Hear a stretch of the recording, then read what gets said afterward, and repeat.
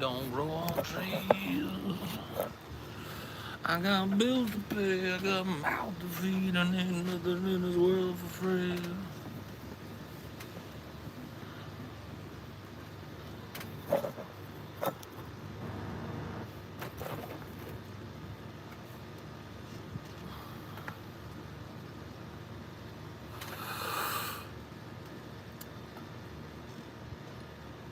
Here we are yet again, staring into the void. Go away, Pearl, I'm drinking. Am I not invited to the party or what? That's kind of muffed up because I'm a nice guy. So, Shabbat Shalom. Howdy.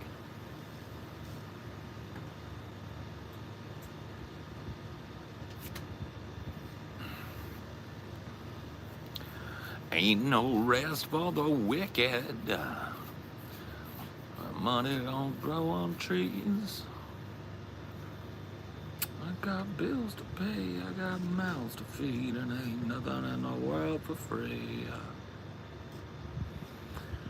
Evening, ooga booga. Did the man roach? I don't even remember making you a mod, but you're merciless, bro. I don't know what happened, but I just wanted to call you out specifically for some props. Sometimes I won't even see you in here. You're just lurking, and I'll be like, damn, I wish there was a mod, and then all of a sudden the man roach has fucking banned this idiot, and I'm like, damn. I don't even remember empowering that guy, but he is kicking fucking ass. Time to get high ideology. That's true. I don't really call this ideology anymore, though. I think that was part of the problem with the old show.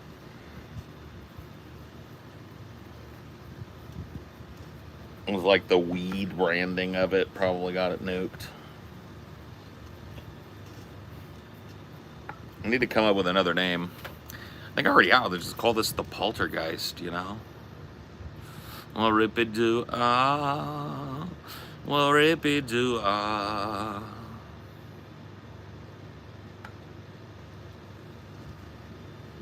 Have another snappy name in mind? No, not really. I mean, like, I have thought, like, I was gonna start, like, when I was brainstorming names for ideology, I was gonna try and get Paulosophy, but nobody wanted that. Like, well, nobody wanted it. TJ and Scotty thought that was a bad one, and I think it's kind of bad too. Paulosophy? Nah. I think the Poltergeist is a great name. Well, that's what I landed on for my second channel. Now it's my first channel.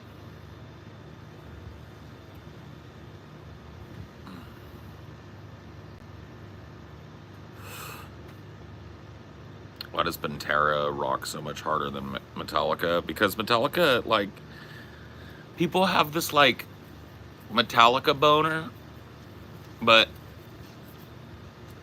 to be fucking frank, like, they're not all that hard, man. Pantera, I'm not a huge fan of Pantera, but that Vulgar Display of Power disc, that album that came out in like the 90s, bro. Yeah, Metallica is a dad band. That is so fucking true.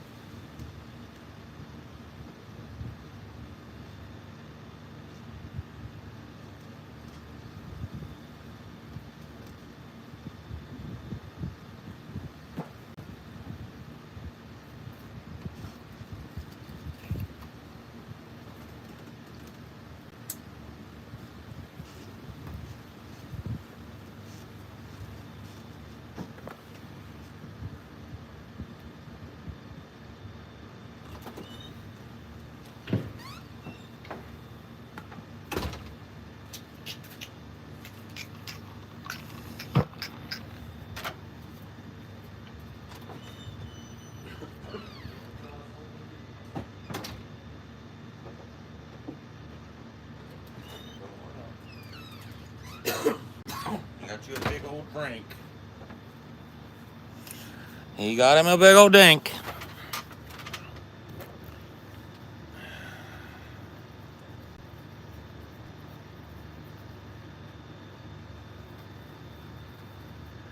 What's up?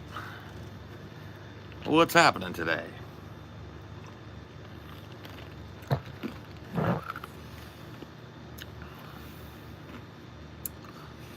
Watch snobs in the building. I'm wearing my Autodromo Group C today, finally, after getting it like a couple of months ago. Got it restrapped with a nice black NATO strap. Makes it real simple and easy to take on and off. And it is beautiful. This watch is beautiful. It's a digital watch. Kind of looks like a Cracker Jack prize, but that's part of the fucking fun. The Autodromo Group C is meant to be a watch that reminds you of being a kid in the 80s, and that's what this watch is about. This would have been a plastic watch in the 80s, but this watch, 100% stainless steel, all the way around. It's heavier than shit.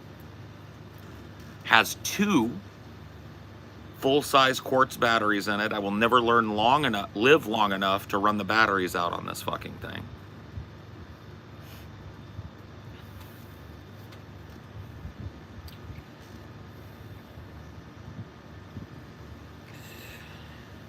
Yep.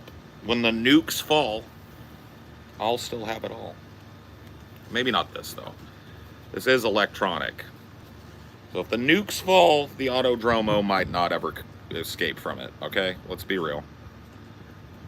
If the nukes fall, the Autodromo might not make it. But that's okay.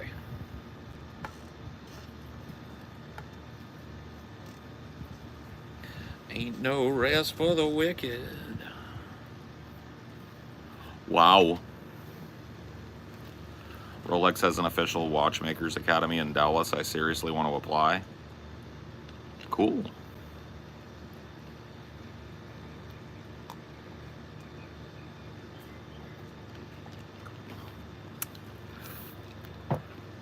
Yeah, I've got one other digital watch. I got a Casio data bank that I'll wear. Kind of like my beater watch. I paid 25 bucks for it. If I'm gonna be running around banging into things and I don't want to like dent my watch, chip it or whatever, throw that bad boy on. I could drown it, I can smack it around, and if it dies, I'm only out 25 bucks. That's a pretty good deal for me.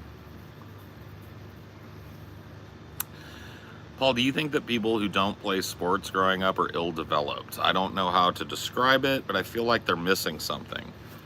I don't know, man. I think that sports are a good way, but not the only way, for kids to learn things like teamwork and how to be a gracious winner and how to be a gracious loser.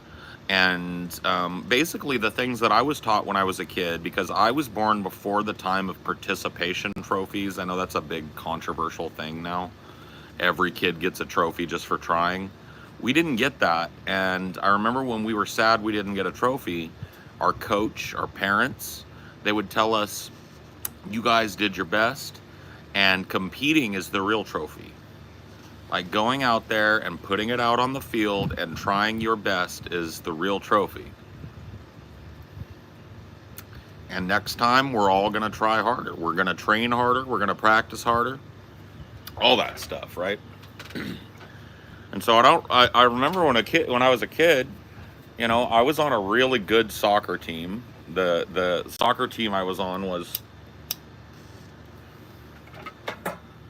like the local like kids soccer league or whatever. All of them were sponsored by different companies in town, and we were the Popolo's Pizza team. And the first year that I played for the Popolo's Pizza team, I probably would have been like 7, and we didn't win shit. We didn't even get to the playoffs. But the next year, I'd say about 50% of the team came back for the next year. So we'd all played together, and that next year we won silver. And then the third and final year I played, we won the gold. So I have a silver medal and a gold medal, and it was all like because those kids played together for so long, including me, that we got really good at like reading each other's stuff.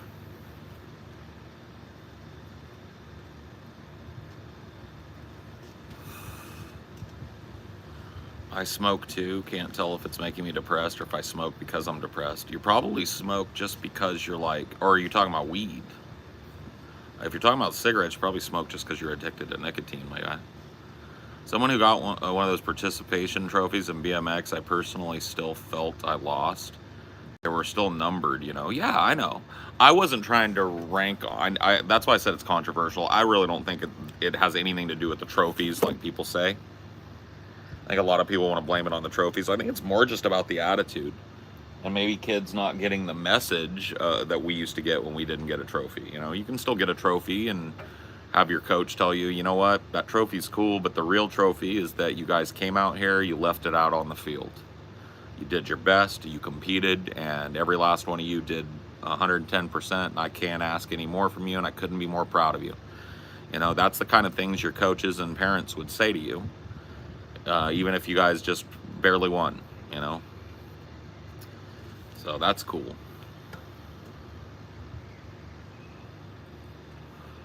Participation trophies always made me feel worse.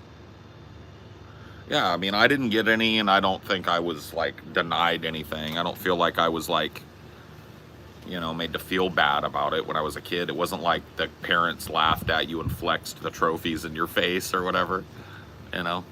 It was nice to get them, though. It felt good to actually win a thing.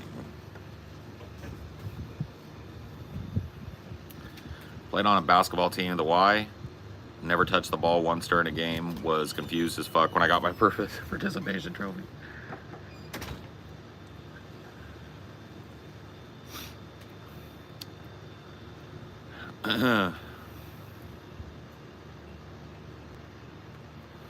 Oh, trust me, when the game was on, there was no second place, right? The coach's demeanor would only go to that place once it was all over and you'd left it on the field. While you were out there, the coach was like, you're better than this, man. Get the fuck up. Like, wake up. Get out there. You know, you're winners. You guys are champions. Get out there and win it. Let's take that trophy. It's not like, you know, we were like raised not to value winning. We definitely did. And I won some and lost some. You know, that's the learning experience, I think, is being on both ends of that, or at least like coming close to both ends of that. Paul, the CPAP thing, do you need a referral or can I make an appointment? You don't even need an appointment, bro. You can just buy a CPAP machine. There's a whole subreddit for CPAP where you can get like reviews on machines. You can buy several of the top rated machines right off of Amazon and just purchase it yourself. Find out how to use it yourself, etc. So you don't even have to go to the doctor technically if you don't want. Now I would, you know, but I don't know if they'll take cash off of you.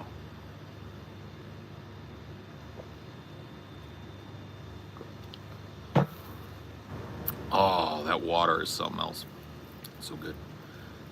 If your father wanted to be on the show and talk about how you woke his twumpet, would you let him? Sure, why not? No, I don't know. I've thought about it, and my dad's an old guy now. I don't want him to have to deal with this mean bullshit that you guys pull. He's from a different era. He doesn't know how, I don't think he really understands how people can be on the internet. I think he maybe knows better than some old guys, but he's an old man now, man. I don't want you guys fucking on an old man. That'd just be fucked up. It's the same thing with my mom. When I first started doing this, my mom was practically like begging me to come on the show. And I chose not to do it, not because I don't think you guys would love my mom, but because I don't want her reading the comments and hearing some nasty thing, you know? Or reading some nasty thing that some fucking no-life wrote. My mom's not from the internet, so it's like, you know. Didn't your dad play games online though? He did. I'm not like, that's what I said. You know, my dad's more from the internet, but he's from the boomer generation. He's a genuine boomer. So, you know, his experience with the internet is not as wide and broad as you might expect. Too many skibbities, man. Dude, if I thought that like 99% of you guys would be chill and like, you know, like baseline respectful of the old man, I'd bring him on here. But I don't think he would. I think there'd be some skibbity bullshit in the chat. You guys would be ragging on him in the chat. He wouldn't understand why. He'd go back and read the comments, and somebody would say some mean shit and bought the upvotes on it. And, you know, that type of shit is like as worrisome as a cloudy day to me. It's like part and parcel. But, yeah, holy shit, it's bad tonight. It's been bad every day, man. I'm telling you, this has been great from the channel in terms of like meeting new people, but it's been hell on my poor specters, man. I need to really start like empowering, maybe Patreon only, maybe. I need to start empowering people that I recognize, because I need to bolster the team of specters, man.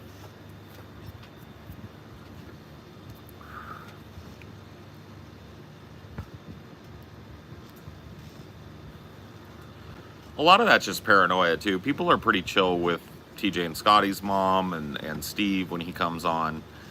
So I'm probably just like being extra paranoid, but you know what it is more than them is it hurts my feelings if people were to say things about my parents that are mean.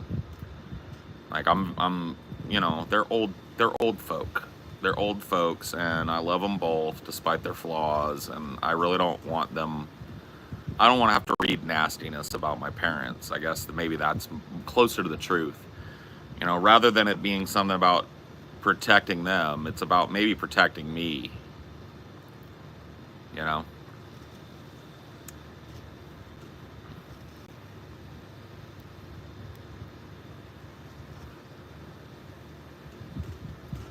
No, I don't do applications. It's just people that I recognize for their continued contribution, and then when I give them the wrench, they never have to use it. I never go like, you work for me now. But, you know, it's there. I just need to maybe get a couple more people in the rotation tonight. I got my eyes peeled.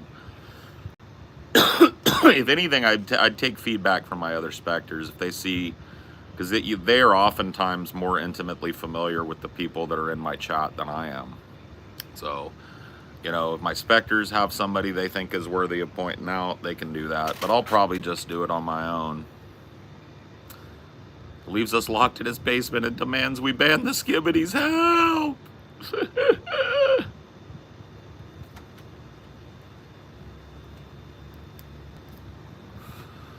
Yeah, I mean, it's just making sure that my mods don't feel like that they're not enjoying themselves. Because, like, honestly, like I said, it's not a job. And I know that recently, a lot of the mods have had to spend, like, at least half their time fucking cleaning up my chat. And that sucks, bro. And I don't want it to be shitty for them. That's how you lose mods, you know? So I just need to throw a couple fucking people who like a couple known qualities. In fact, you know what, dude? You've never been fucking nothing but chill. You're a standard moderator now, Merrick. I've seen you around a lot.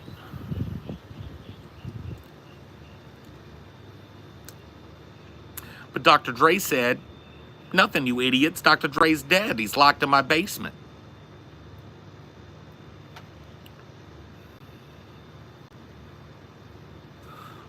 Whoa, what?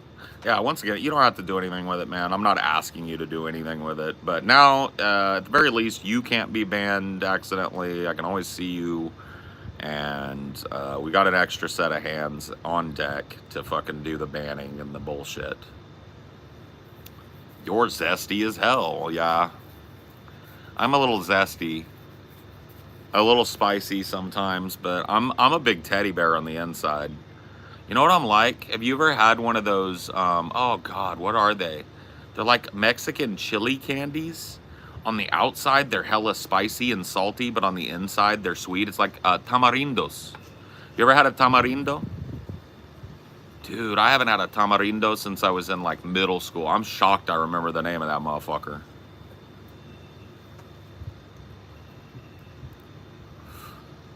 But those were dope.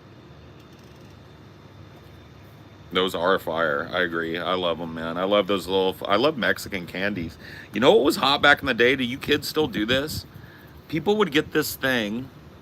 I'm trying to remember what they were called. It was some sort of Mexican seasoning salt, and it came in these little things, right? It was like lime salt.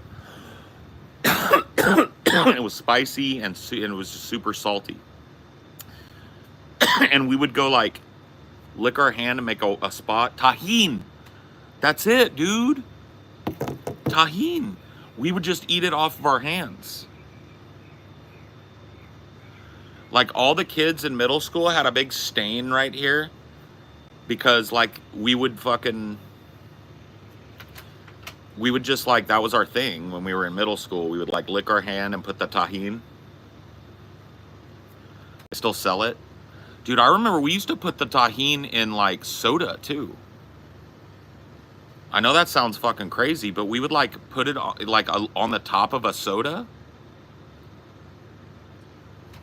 Horchata? Oh my god, dude, horchata is fucking fire.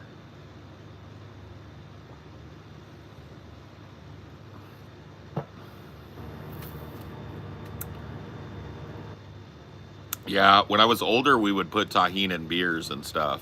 They call that a michelada now, I think. They add a bunch of shit that they would add to a... It's like a red beer, but like with Mexican spices instead of Clamato. Mr. Repsian hates Mexican candy. I don't know. I mean, it's definitely an acquired taste, bro.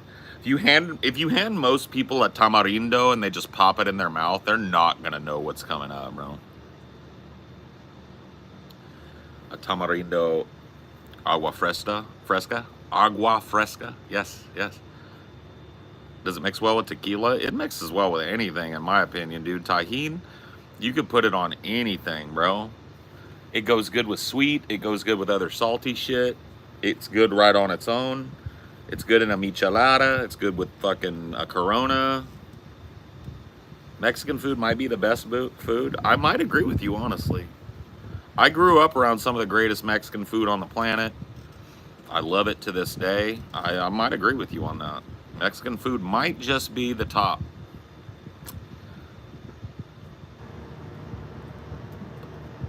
Just wanna be with you in the moonlight.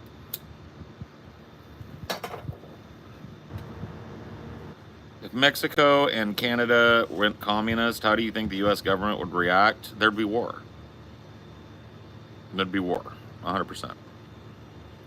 There's no way that because when I'm assuming you're saying communist, I'm saying communist in the terms of their political ideology and their kind of relationships with other nominally communist nations like Russia and China, right?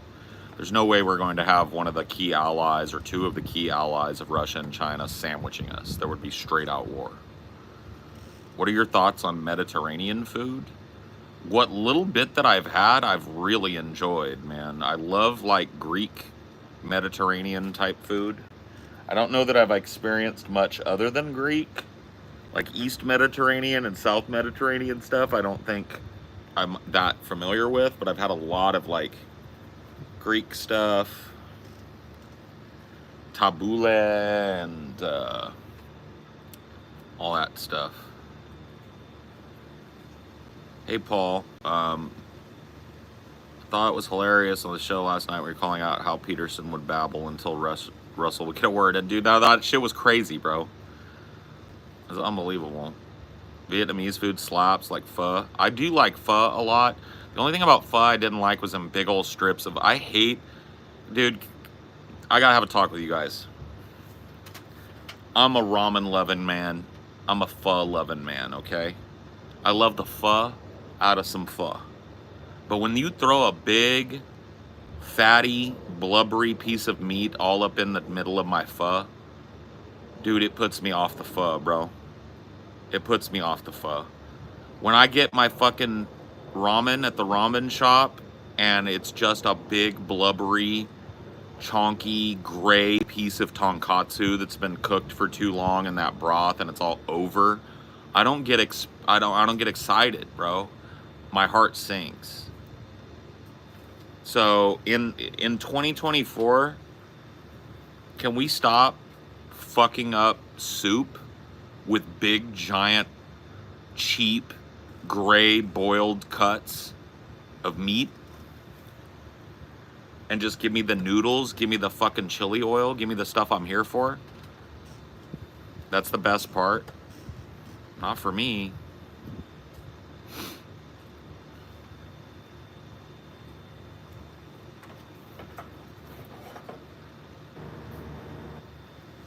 Not for me. Dude, that tonkatsu ham that they put in the fucking ramen, it ruins the bowl for me because the whole thing just tastes like animal fat. Like, I don't want that, man. I want that fucking deep vegetable broth. I want those noodles. You want to make an animal broth, that's fine. Like, I'm not crazy about that, but like, don't. And again, that tonkatsu, when they throw it in there, it's always so overcooked because it's just been like boiled gray by the meat that's around it, or the broth in the soup.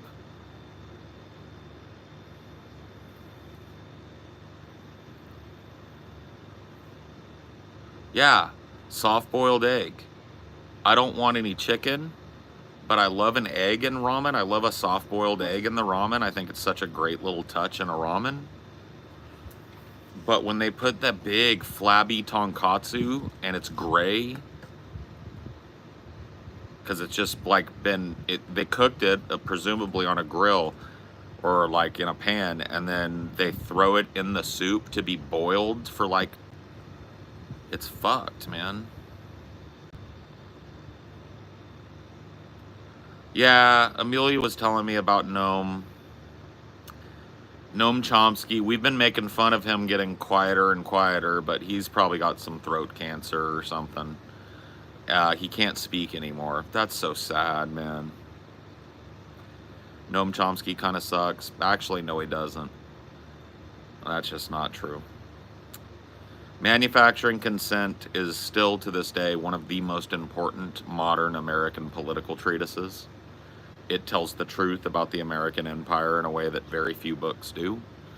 Noam Chomsky has been an avid anti-war advocate his whole life and remains such. Among the left, it was only Noam Chomsky and a handful of other older guys that had the balls to stand up to Biden's agenda of dropping more weapons on the Ukraine conflict and inflaming that and dragging that out. You know, one of the things that I always thought was interesting about Noam is that liberals tend to love Noam Chomsky until it's election time.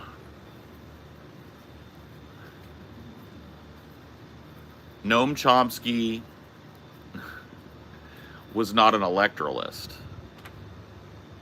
Now, Noam Chomsky would say, yeah, if you're making, you know, if you're reducing it down to the least complexity, then yes, probably you should vote for the Democrat. So they'll use him with that, right? But when election time is over, the liberals will start hating on Chomsky again because he doesn't agree with them on anything else. When they want to do a military excursion and they paint it to be some liberation campaign for some horrible oppressed people, right? Noam Chomsky is one of the few people on the left that goes, that's not the way it works. There are two options when you're talking about warfare. One is to completely obliterate your enemy, and the other is to do diplomacy.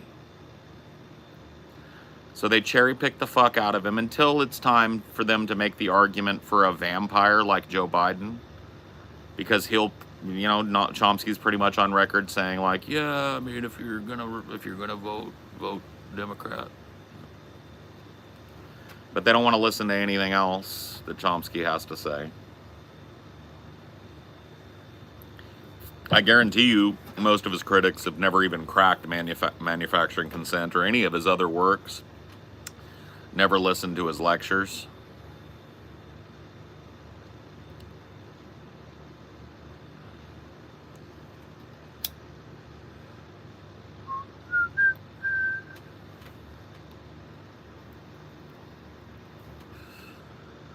Past couple of years, Noam lost a lot of shine in my eyes. His past work is still fantastic. But between pushing for Biden and the Epstein crap, no, I know. Like, no fucking philosopher, political or otherwise, is perfect. So, yeah, I don't agree with everything that Noam Chomsky ever did and said, obviously. I'm not trying to, like, blow him up as something better. Yeah, Noam Chomsky went to Pedo Island. He's on the list. Noam Chomsky took a couple of flights on the Lolita Express down to Pedo Island.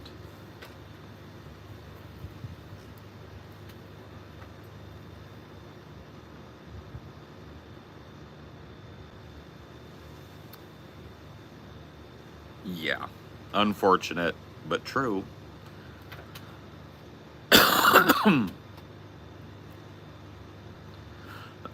You know who else was on that fucking thing?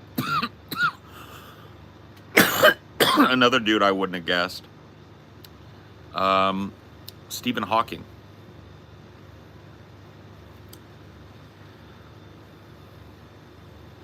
I wonder what level of wealth or fame it is that somebody suddenly makes kids attractive. It's not that, dude. It's not that. I don't like talking about this subject because people are so fucking sensitive about talking about reality these days. But I'm going to be frank with you. There are a lot of people out there, right? A lot of people who fantasize about those types of things, but have not the means to ever make it happen. See, they understand that it would be secretive and destructive to the like whatever the thing is, they never do it, right? When you become rich, that barrier is pulled down. And the people that have those proclivities are allowed to pursue it in a very secretive, very no-holds-barred kind of way. And that's why you see it happening among the rich.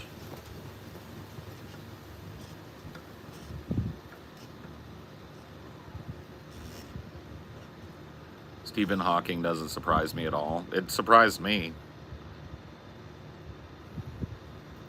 What are we talking about? We're talking about why a bunch of rich people got caught with their pants down on Epstein Island.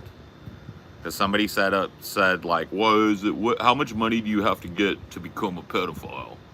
And I was just explaining to them, like, that's not how it works. Anybody that went to that island was already that way, and them becoming rich just facilitated them getting to that island, that's all. Woody Allen wasn't on the list, though. I think Woody Allen's a little smarter than the average bear, maybe, when it comes to that shit. I mean, he's been through it. He's been through the ringer. It's so ubiquitous amongst rich people, I tend to think it's only a rich people thing. You tend to be wrong, man. Unfortunately, if you look at the abuse statistics, it happens way, way more often in poverty areas and low economic standing areas.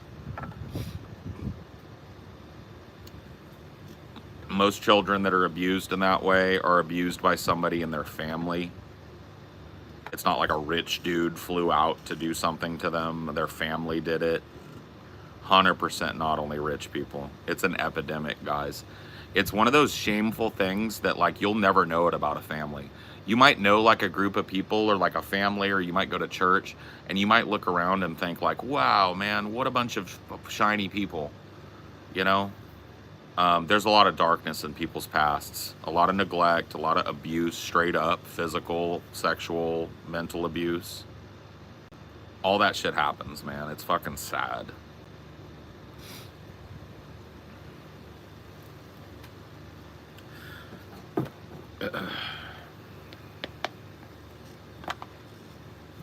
Like, I'm just spitting the statistics, that we get from the DOJ on this type of shit. It's also one of the most underreported crimes because when families find out it happens, they tend to be so ashamed not just for themselves, but for the victim, that they don't want to involve the police. They don't want people to be able to look up their names and see that their names were attached to a case where, you know, somebody's brother did something they shouldn't have to their little brother, or somebody's cousin that did something to their little cousin, or somebody's dad did something to their daughter. Like, they don't, like families that have that horrible kind of cycle of sex abuse in them, they don't want people to know it. So it's one of the most underreported crimes.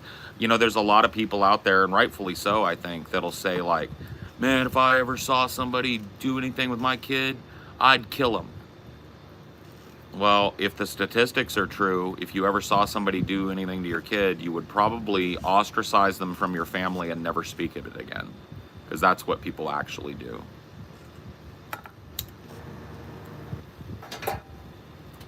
People cut off the phantom limb that is that trusted family member that crossed that horrible line, and then they never speak of it again to anybody.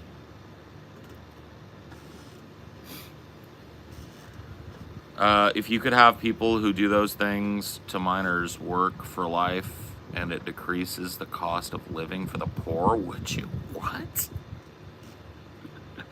My brother in Christ, you are going to have to stop with these fucking skibbity goddamn fucking hypotheticals, dude. That was unintelligible.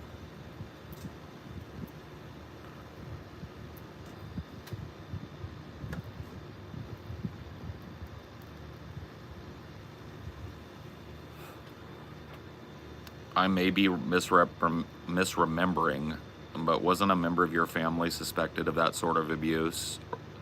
I'm not going to go into super duper deep detail, but let's just say that on this subject, I'm speaking from experience. Okay? And we are going to leave it at that.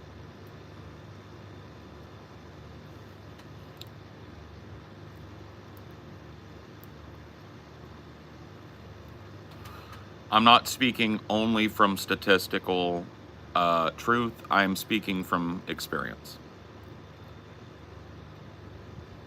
And that's that, okay?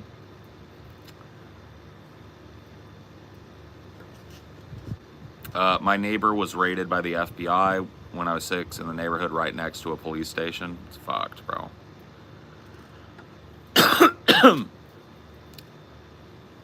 I can't imagine just letting someone get away with that sort of crime.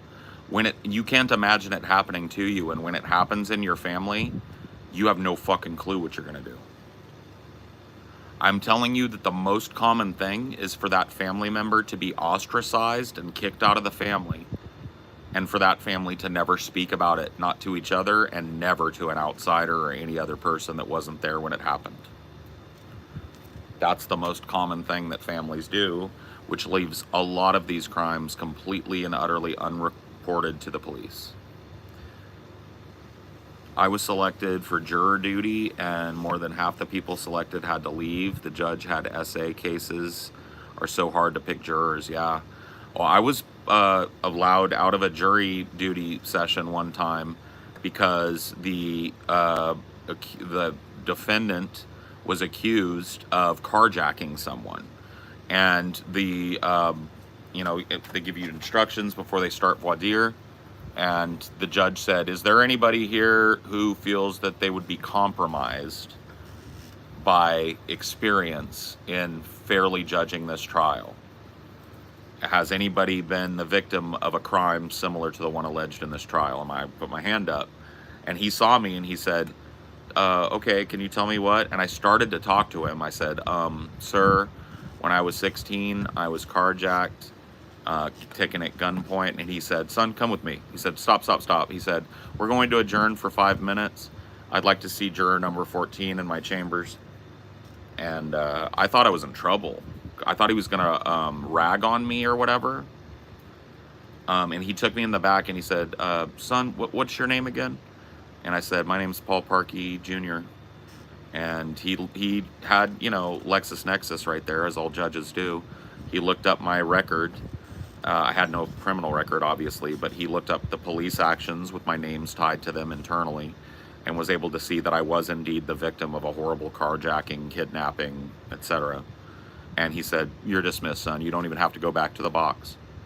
He said, "Thank you for coming today." And I said, "Thank you, sir." And I just left the office, and that was that. It's cool that they were understanding. It's not even that they were understanding. It's that at that level, you're talking felony level judicial proceedings, they are committed to trying to get a jury that is impartial and not biased. So having somebody there that is emotionally compromised when they have to hear the details of the allegations does not mean a good thing for justice. So it wasn't even about empathy for me. It was about a dedication to justice.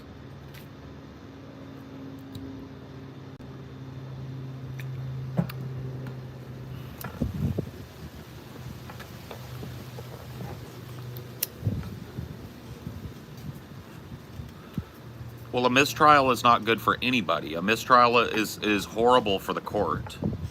It's not a good thing to be on a judge's record. Mistrials, judges hate it.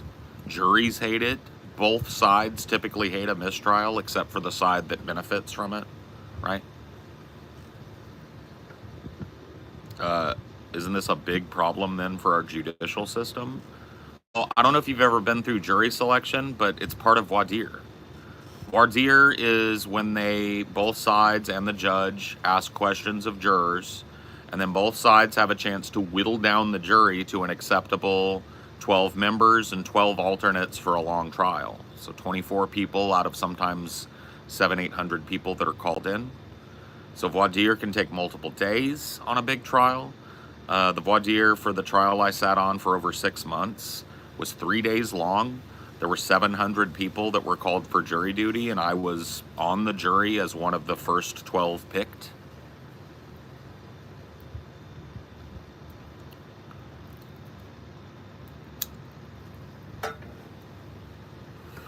I always had to skip over that story at story time with Paul compilation because it freaked me out so bad just hearing about you going through that. I'm really sorry you went through it. It's all good. I didn't mean to bring it up. I bring it up when it's relevant.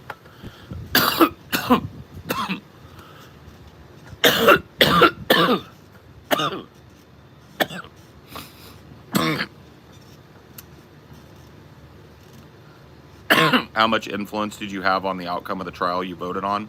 Sadly, 0.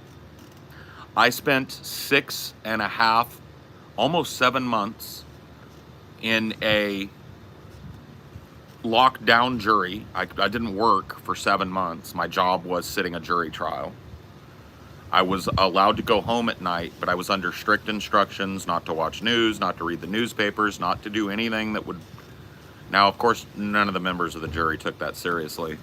When we were back in the jury room waiting to be called in, everybody was talking and whispering and stuff. I was literally like, I'm not trying to be like the white knight or whatever, but I took that shit serious. I was like, dude, I could be either or of these defendants or plaintiffs here. I could be sitting in here and I wouldn't want the people fucking yippee yakking and making their mind up about my shit before they heard all the facts. So I'm gonna act that way. I'm gonna be chill. I'm not gonna make friends with people up in here and tell them what I think. I shut that shit down the first day. We got our jury instructions after we were impaneled as a jury, right? We were given in jury instructions, and then we were told to go back to the jury room. And part of that jury instruction was don't read the paper, don't talk to your spouses about this, don't talk to anybody who might influence your decision. Keep it close to your chest what happens in here. Don't even talk to each other about it, because you may end up making up your mind about something that's not based on factual evidence. So don't discuss the trial in the jury room. You're free to meet each other and learn about each other's lives, but this topic is off limits, right? As soon as he goes, okay, you're dismissed, please return to the jury room and wait for us to call you in. We went back to the jury room. We all sat down in it. I pulled my phone out. The old lady sitting next to me immediately piped up and said, "Well, y'all, what are we thinking?" And it started going down the line. And when it came to me, I didn't put my head up. I didn't listen. When it came to me, she tapped me. She said, "Honey, what are we thinking?" And I said, "We're thinking we're going to follow the judge's instructions here." is what we're thinking. And after that, they all treated me like I was an asshole. But you know what? They didn't bother me with their bullshit. But I was still sitting in that tiny little fucking jury room with them, hearing them, oh, this is bullshit. He's making all this up. It's, you know, this was like a month into what was ended up being almost a year-long trial before it was settled out. I, at the time of selection, had made a hardship claim. The hardship claim was I was starting college in the fall, and I needed to be done by the fall. They all said, including the judge, that there was no way that this jury was going to be impaneled till the fall, and if they were, they would make accommodations for me to leave. Well, that no way the jury would be impaneled till the fall went way beyond the fucking fall. Way beyond the motherfucking fall.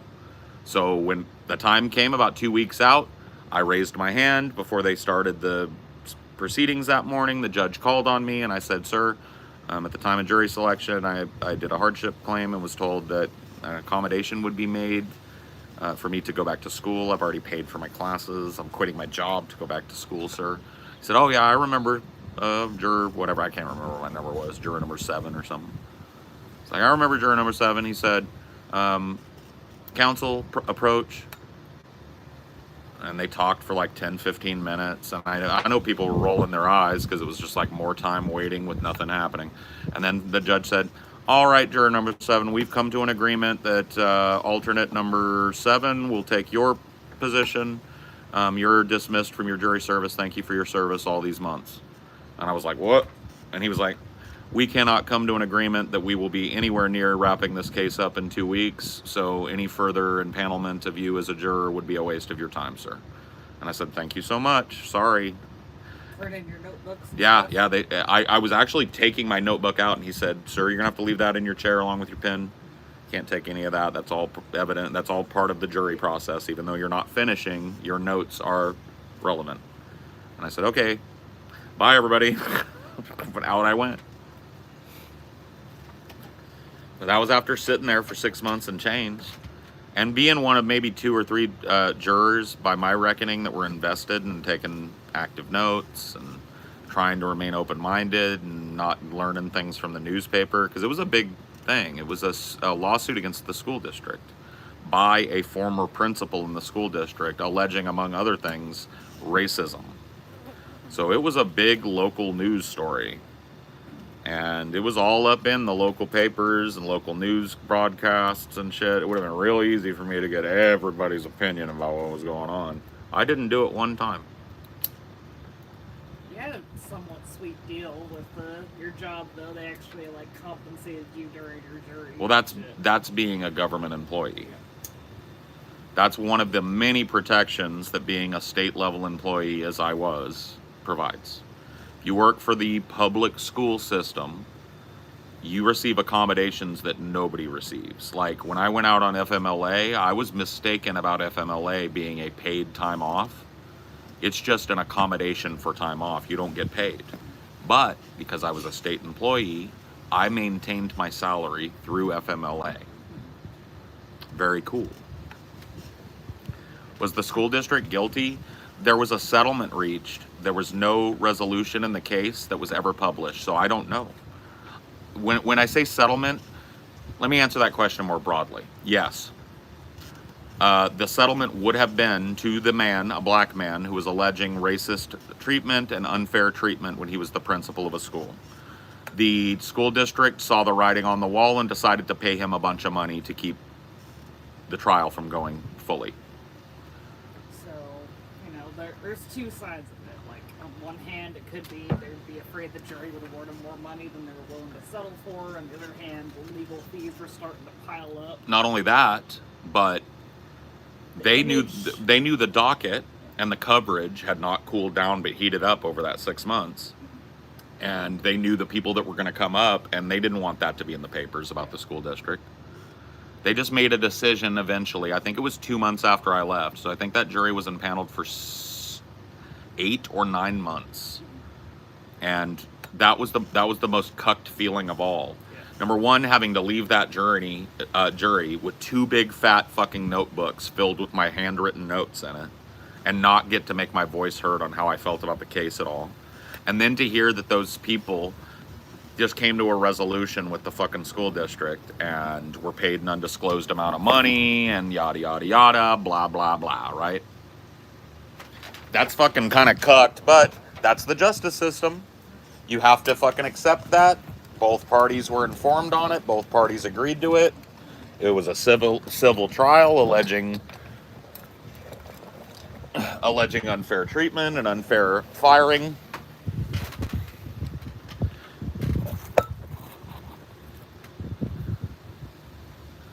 People, when I tell this story, have asked me, you were on the trial for 6 months.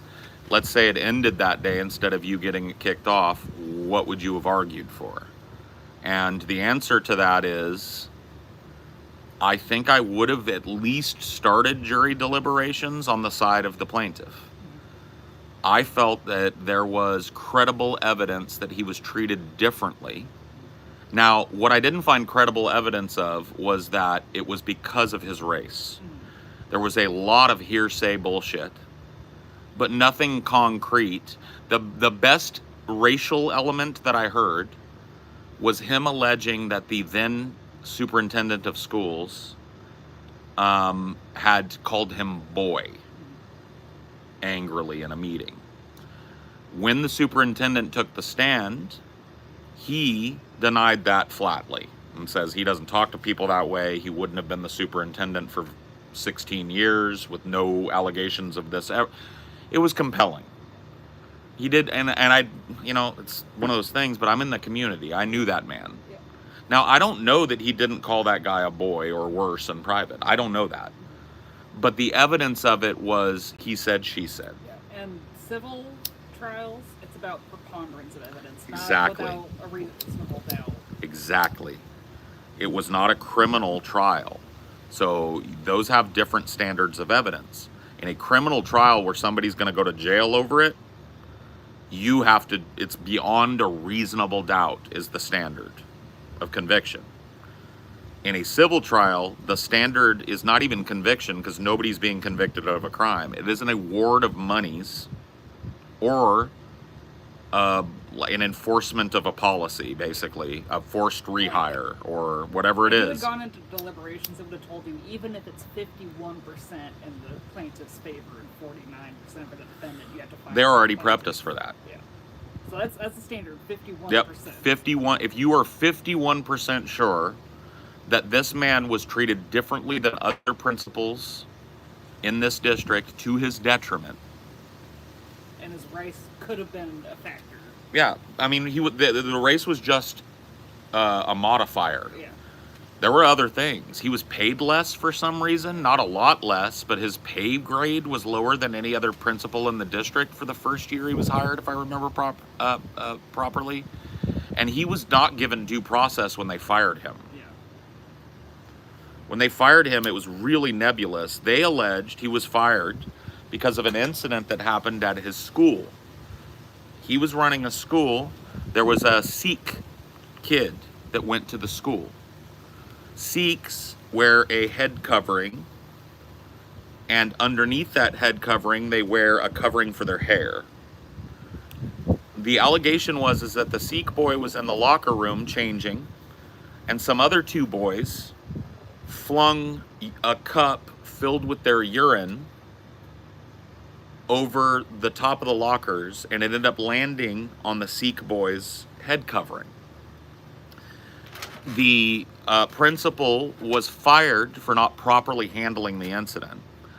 I felt that, as described, especially given the fact that not everybody knows the absolutely fucking deep connection that Sikhs have with their headscarves. I didn't know till the trial. That was part of the discovery evidence that we heard and the testimony that we heard from that Sikh boy's mother. She was primarily called to the stand by the defense as a witness to underline the importance in Sikh tradition of their head covering and how to soil that with urine would be like somebody walking into your church and smearing feces on the cross, right? I think that the principal was not aware of that magnitude of that cultural headdress. You think the kids that threw the urine probably weren't either? I don't think the kids that threw the urine were either, but that doesn't excuse anything that happened. But the boys were punished. The parents did approach him and tell him about what happened and what the significance was. The boys were suspended. The parents thought that he should have immediately called the police and reported a hate crime.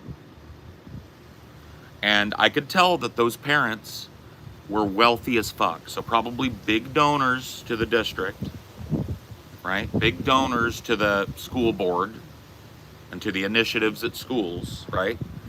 So they had pull.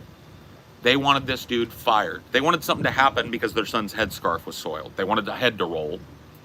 And it was the principal. That's the main guy over there. Buck stops with him. Fire his ass. And I think the district did it, but I don't think it was fair. He was not mean to them. By their own testimony, he was amenable once he was told that the headscarf was an important religious thing and not just a traditional covering. That it was like a connection with God, or I can't remember exactly how they described it. And to soil it would be like soiling the altar, right? And once he understood that, those boys got a harsher suspension. But he did not call the police. He would not corroborate with the police that he felt that a hate crime went on. I don't feel that a hate crime went on. Yeah, I think treating it as a bad case of bullying. Exactly, and that's exactly what he should have done. They used that as a way of firing him. Now, when you're a principal, you've got some legal protections as a state employee. They're not unionized. They have contracts. And I don't believe they met the burden of his contract. They believe that they did. So if it had ended the day that I got to leave and we had gone to jury deliberations, I would have at least initially used my notes to argue that the 51% burden has been met. They did wrong by this guy and should probably pay him some money. And then but I feel like most of the people in there were racists. There were a lot of old people on that jury. That's one of the things is like old people tend to be the only people that can't make credible hardship. Because hardship isn't about, I don't like coming. It's about my job I can't fucking survive. Yeah. And so old people are retired on a fixed income. They can't make a credible hardship claim. Yeah, they can't say, I'm going to miss work if they're not working. I was probably the youngest person on the jury, and the person closest to me, I would have been 34 or 33 when it started. The person closest to me was probably 40.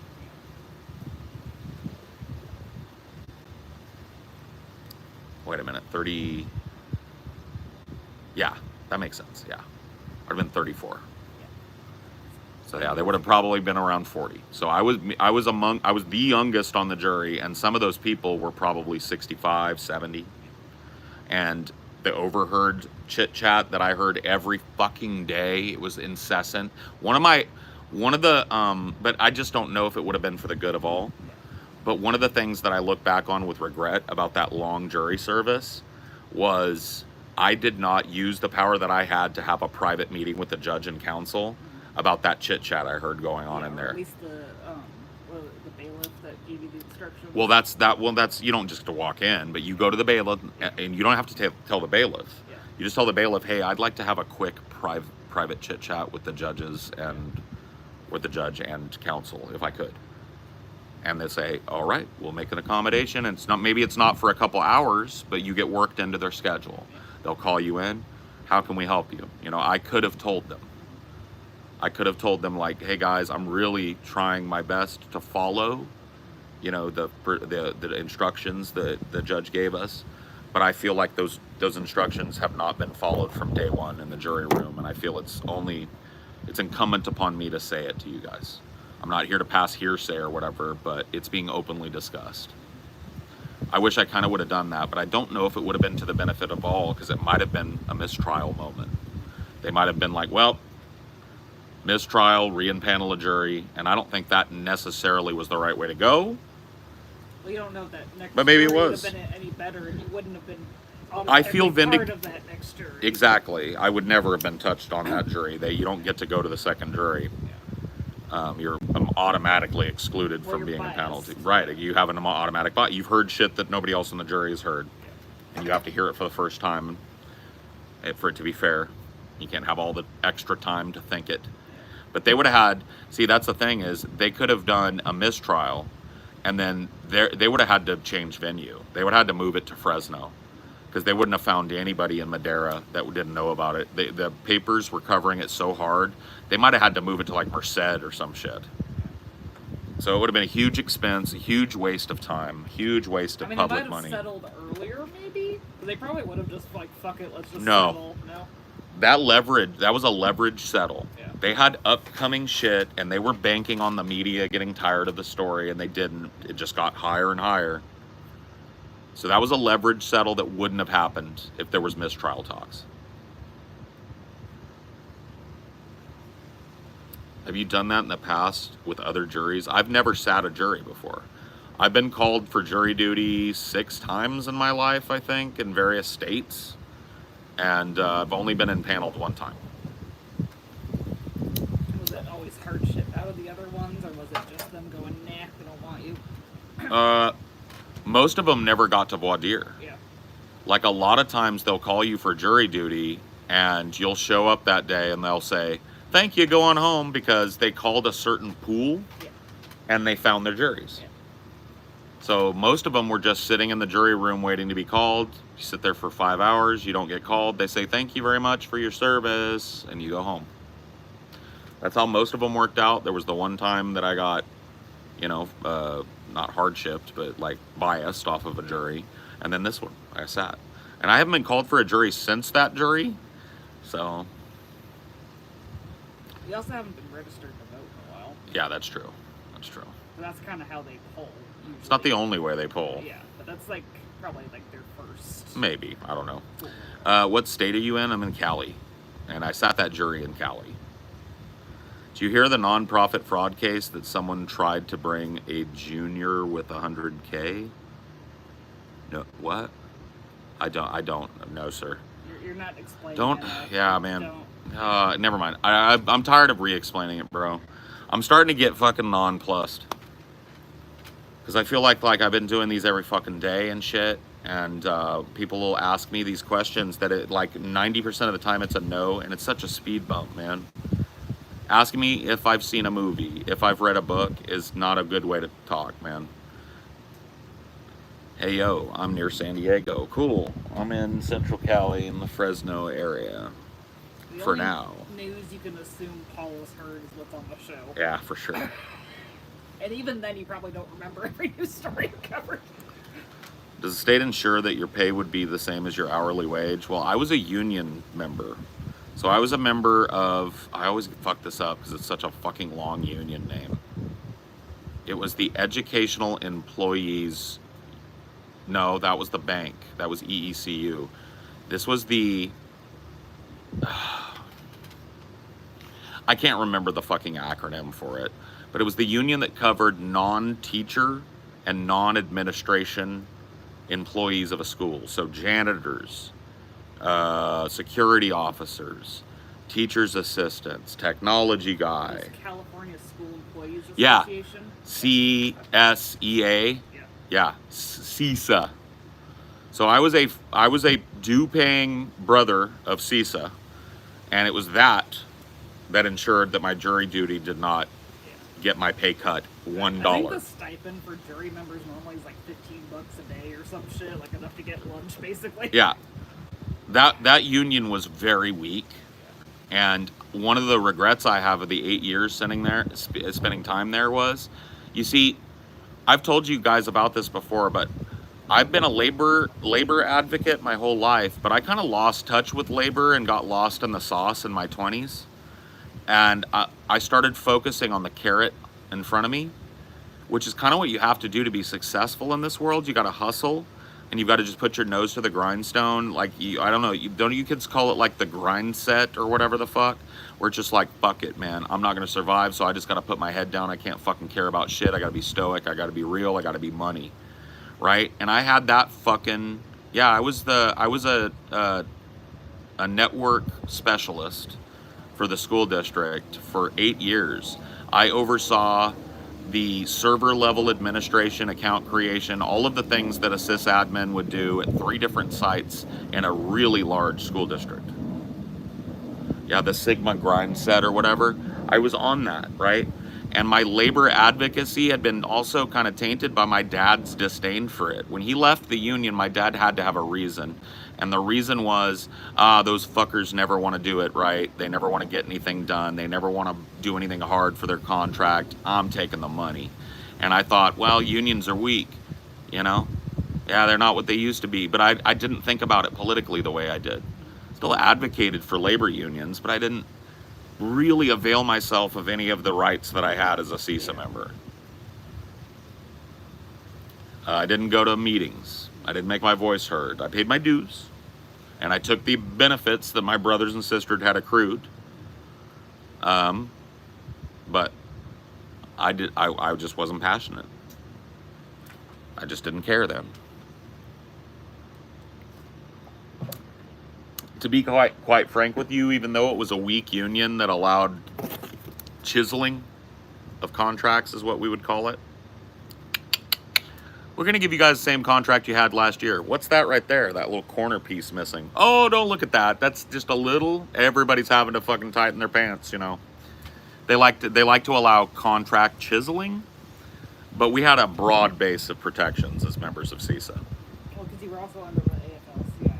Yeah, exactly. That's our broad union affiliation. Yeah, I feel the same way about IBEW. I should have tried to be more involved. All I did was pay my dues. You know what, though? That means something. Working a union job, you know, your voice is needed at those meetings. I should have gone. I'm not trying to make excuses. But it means something that you served as a brother of a union or a sister. Especially in a right-to-work state if you yes. actually contribute to the union. Yes.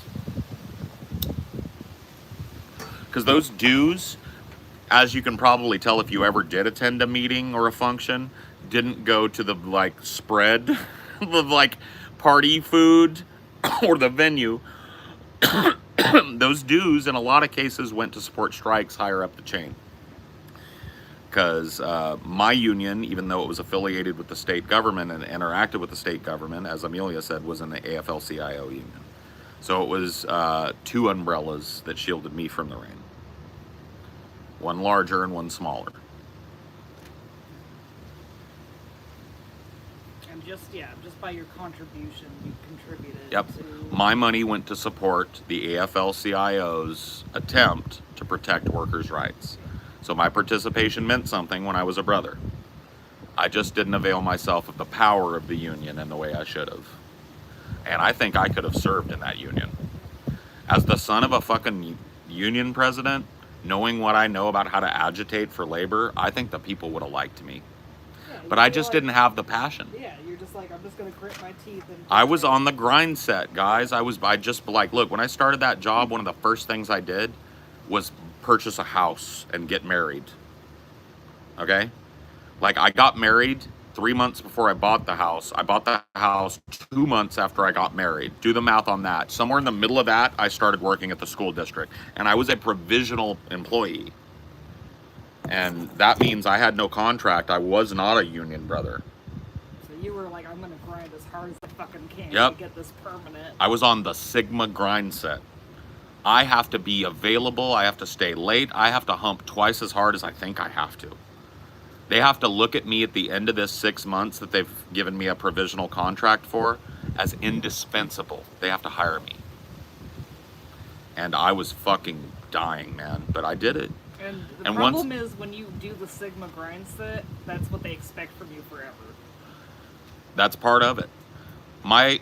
To his credit, my brother-in-law who worked at the school district doing the same job I did, just at different schools, he would tell me, smarter, not harder, PJ, when he'd see me. We didn't see each other all that often, but we'd pass each other in the halls sometimes. Smarter, not harder, right? Because he had it fucking, see, he was smarter. Yeah. Like, you don't set the standard so high for yourself of what they expect from you all the time. That was my problem. Yeah. especially once they got me in the door, because Yeah. those teachers loved you because you were so needed. Yeah. You were the only person that could help them, because they would make a whole lesson plan on their little Promethean board or their Yeah. projector, and if it wasn't working, you were their only hope. Mm-hmm. And they loved me because I was fucking running for 10, 12 hours a day, basically. I was contracted for 8 and I got paid for 8. I didn't You were answering emails see that. and That's doing shit remotely. that's bullshit. Yeah. What I did was bullshit, and it was against the union. Yeah. I allowed that job to require of me something that wasn't in my contract. I was contracted for 8 hours of stand-up labor a day, and I did easily 10 on average and 12 most of the time. Yeah. What you should have done is, like, the second you had been there 8 hours, I don't know if you had to clock in and clock out. Not until the end. Yeah. At the very end, it was just self-reporting. You would send an email to the whole group when you were sitting down at your first site in the morning and starting work. And so that's what I would do. I'd get to my place usually 20 minutes before most everybody else. There were a couple of other techs that would show up as early as me, and so it'd be me and a couple other guys saying, "Hey, I'm here at Nishimoto." But you never clocked the full 10. You would say that you left after Never. 8. Yeah. You don't, because you there was no go home email. Yeah. So yeah, no. There was no clock until I left. Yeah. Like the So 6 months prior to me leaving. You were fucking yourself on your own timesheets. Yeah, and you know what I also never did, and this is the stupidest fucking thing. I never turned in a mileage sheet one time. Not one time. In the 8 years I worked there, they probably owed me for 30 or 40, no, maybe not 30 grand, but like because they did wear and tear and mileage on your cars. That was part of the union contract. I just didn't turn in my sheet, so I never got paid. So that would have been hundreds, if not thousands of dollars on my paycheck over the course of the years I worked there. Overworked myself, over-involved myself because those teachers desperately needed somebody who cared. So I would get more involved than I had time to get involved. Spend hours into the night training a teacher off the clock, getting paid zero, because I believed in what they were trying to do. And it was heartbreaking. That job was heartbreaking for me. That's what sucked me in. I started to care about the teachers, and then I saw the reason you care about these people is because they care about these kids. Because my job was described to me, you're not a wrangler of little kids. You ignore them. You're not there for them most of the time. You're there for the teachers, right? So that's how I treated it. And I still treated it that way, but I saw it differently after I had worked there a year. I saw those teachers. There's a lesson to be learned from this. Don't fuck yourself. Well, just be aware, man. Yeah. The grind set is okay if you have to do it, but be aware of what you're leaving on the table.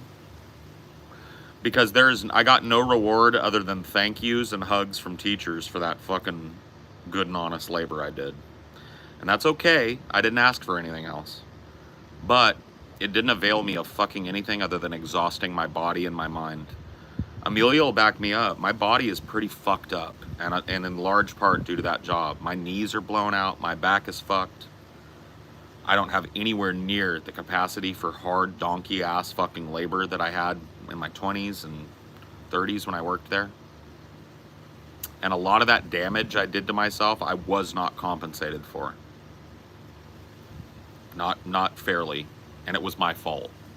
Did you ever have an incident where you could have conceivably done a workers' comp claim? Oh, a number of times. I went to the doctor with a blown out back, and I would take a day off if I couldn't lift. Yeah. I'd be like, my morning email would be, guys, I'm sorry, I'm laying in bed. I've tried 3 times to get up. I can't. I blew my back out moving IMAX yesterday. I have 10 more to do today. I was going to get it finished up this morning. I'll get it finished up tomorrow morning. I'm taking the day.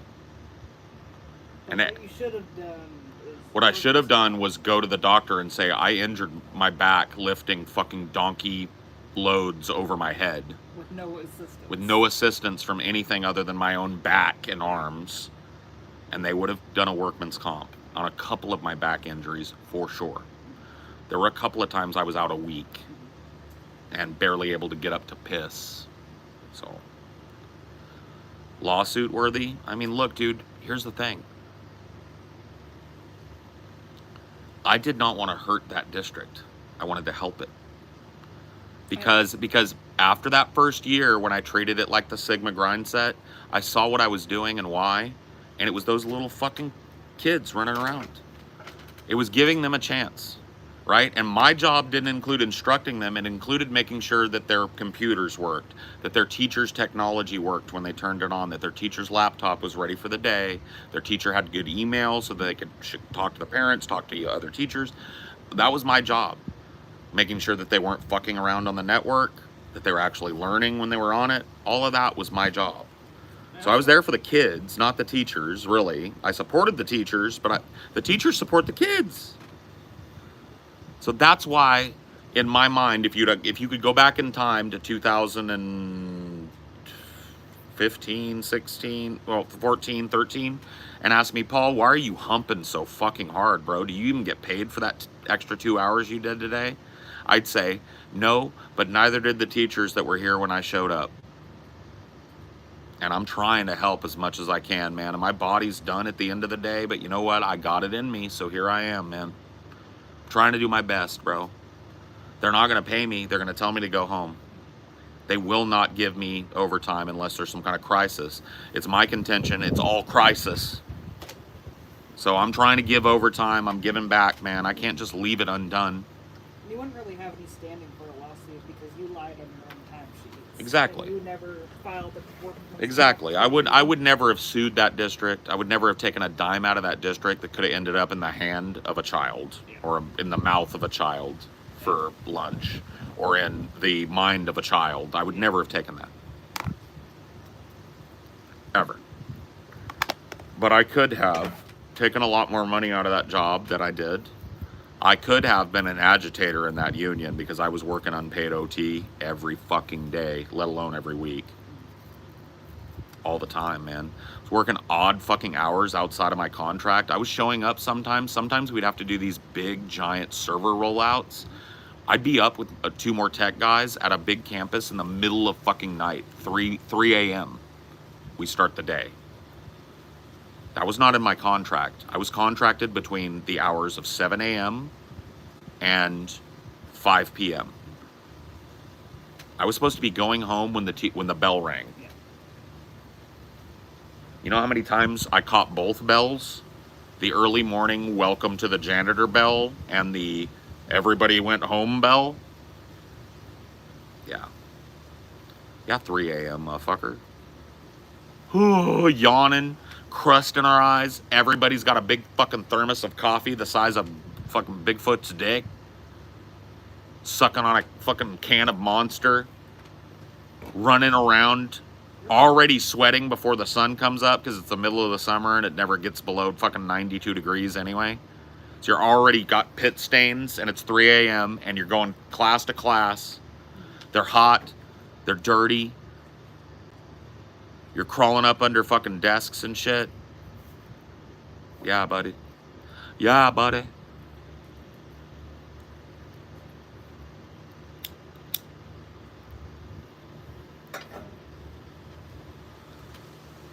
Finally get to catch a Paul stream. Yeah.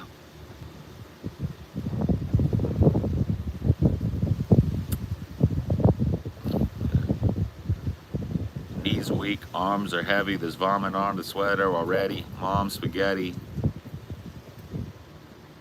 He's calm now, but he keeps on forgetting. You get a pension from that work? Yes. The pension here in California for government and employees is called CalPERS, and I accrued a pension. I don't draw on it until I think I'm 65, and I have no idea how much money is even in it. Did you ever work overnights? It's by far the weirdest shift I ever worked. Yes. I did a couple of overnights for setups. So sometimes you would need to get there at like 8 p.m. when the campus is just crickets and work on all night.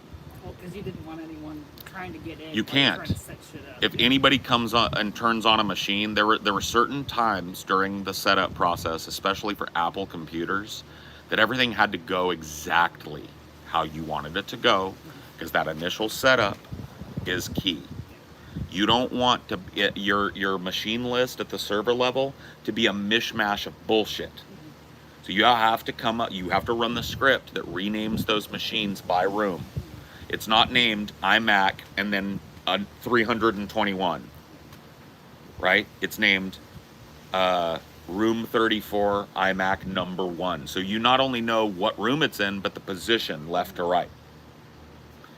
And in order to get all that shit done, and to get a brand new server blade set up with a redundant backup blade, you're looking at like $20,000 a pop there on a good day. You've got the fucking network admin, your boss, the guy above you, between you and the director, sitting there sweating into his fucking coffee, giving orders, and it's fucking all night, bro. You just run like a fucking, okay, sir, yes, sir, blah, blah, blah, blah, blah, blah, blah, blah, blah, blah, blah, blah, blah, blah, blah.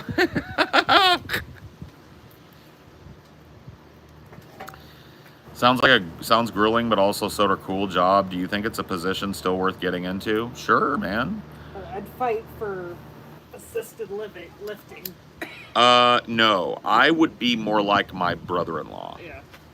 My brother-in-law had to do lifting, but he was a smarter, not harder guy. What he did was, when he got hired there, he decided, oh, ARD, Apple Remote Desktop, can truncate a lot of the work that I do. I'm gonna become a wizard at ARD. So he became a legit ARD scripter. He would script a lot of the actions that I did manually through ARD, and he would save what would, for me, would be 45 minutes. He could do it at a button. And he offered all these times to help me set it up, but I looked at it as imposing. Oh, I'll learn it, dude. He'd give me tips. Oh yeah, I'll implement that. I never had time. My fucking help desk. He still had a help desk that was out of control too. He was still one guy at 3 places, but he didn't bust his ass like I did. He wasn't up until middle. And it wasn't out. And it wasn't out of laziness. It was out of smartness. It was out of intelligence. Did it pay well? When I got hired, and that's permanent hired, I made something like $21 an hour. And by the time I left 8 years later, I was making 26. The answer is not really. It paid better than like a burger flip job or like a middle management job or whatever, probably, but not much.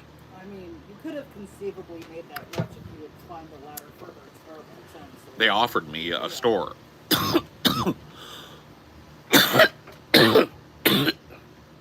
Fucking post-nasal drip. It's like drizzling down your throat, tickling your fucking goozler, dripping all over your fucking goddamn vocal cords while you're trying to speak.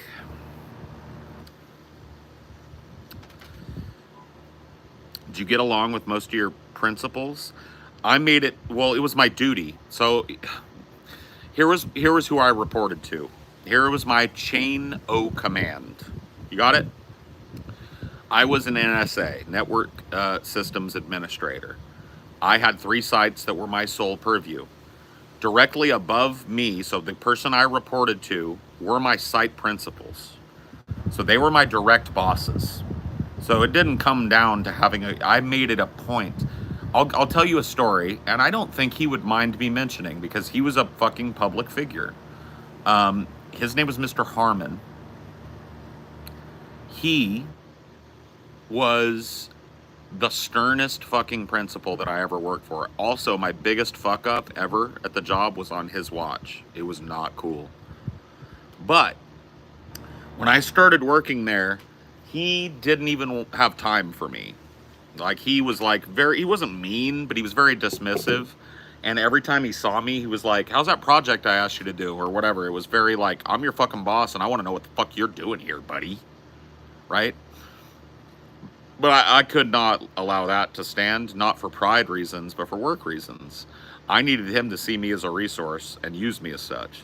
He didn't really know what I was up to. That was the problem. So I made it a point, I'm going to get to know this guy. And the problem is, the more I got to know him, the less we had in common. I found out he was a big dude at the church. I found out that he was a big guy at the local, what's called the Elks Lodge. It's like a Shriners adjacent fraternal organization, kind of like, you know, religious dudes from the business community that get together and like drink basically. um, Country club type of guy, yeah. But you know what I also noticed about him? I noticed that when he walked around, he would stop and talk individually with every one of those kids. And I was like, there it is. There's my fucking toe in the door. This is a principle that, because some of them didn't give a fuck, bro. I can tell you some stories that are on the opposite end. And by the way, I gave the wrong name. It was not Harmon, it was Holden. His name was Bill Holden, which is actually, I believe, it's a movie star's name. That was the way that I started the conversation with him. I asked him if he had 5 minutes for me, and he rolled his eyes and said, I don't have 5 minutes for anybody, but if you need me, I'm here. And he closed his laptop and gave me that look. And I said, sir, I wanted to talk to you about what's going on in room 4. You've got a lot of old computers in that room. It's got some of the oldest. And he was like, yeah, that's a county room. I don't have money to buy them new computers. I said, all right, sir. I just wanted to make you aware that I've done what I can for them, but they're basically unusable. And he said, unusable how? I said, well, their network connection fluctuates. We've updated the servers. Probably 4 or 5 different levels of server have been purchased since those computers were purchased. They're some of the slowest and earliest models of iMac. The teal color of them, sir, lets you know that they were one of the first, if not the first, commercial model that Macintosh made available. And so they're probably, and I gave him some numbers, how old they were at the time, right? And he was listening at that point because I was talking about the kids not being able to have the thing in their room. And he said, okay, what do we got? And I said, well, sir, that's why I kind of wanted to talk to you. You had wanted me to fill out the rest of these broken computers in your rooms, which I have been doing. But I've also identified all the broken computers, and I only have like 1 or 2 left over at the end of that, assuming all the ones I have in storage here work, which sometimes I don't know till I get them all out and plug them in. I believe they do. He said, okay, so we need to get some more computers then, is what you're telling me, for the non-county classrooms. And I immediately knew what he was saying. He was telling me, buy computers that you have funds for, and let me give some of these nicer but still old computers that are in your classrooms to the thing. And he said, thank you for your time. That was a good 5 minutes.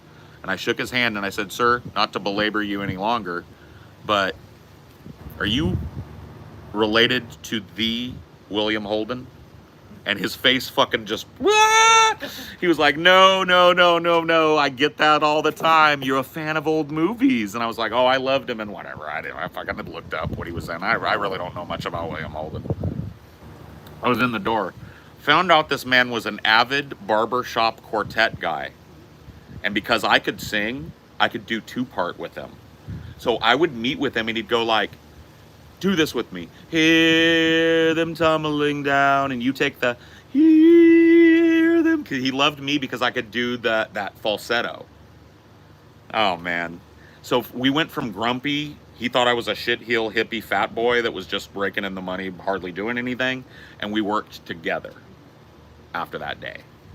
So that's what you have to do, man. Fun fact about the Elks Lodge. Yeah. It was organized as a club for minstrel show performers. Its origin. It's worthless. Grind said is a scam. All right, man. I hope that puts a fucking chicken breast on your plate tonight. I hope that sentiment of that work is worthless puts a chicken breast and some broccoli on your plate tonight, homeboy, because it never has me. I've never gotten a fucking chicken breast and a couple broccoli florets on my plate lest I worked for it, bud. That story was genuinely heartwarming. Well, I mean, I don't mean to be heartwarming, but that was indicative of me caring about the kids. I could have been like, look at this old stodgy Christian asshole that just hates me for no fucking reason. You know, fuck him. I'm just gonna be short with him too, to the extent I can. I could have done that, but it would have been bad for the kids at his school because they wouldn't have got any new computers for probably years. He wasn't trying to spend that money. He ended up replacing every computer on campus under me, and every laptop for his teachers was replaced with a brand new MacBook Pro. He spent money because because he recognized in me that day somebody that cared about the kids but wasn't empowered to help them in any other way than being a good technology guy. And for him, I was. Yeah, I was a good technology guy. Common goals united us. Yep, exactly, man. We both cared about kids getting a good education at that school. What would it take for you to repent and accept Jesus Christ as our Lord and Savior? Oh wow, you got banned for that. That might have been just trolling. So yeah, never mind. I'll answer the question though. Fuck it. You can still unban the guy, unhide him.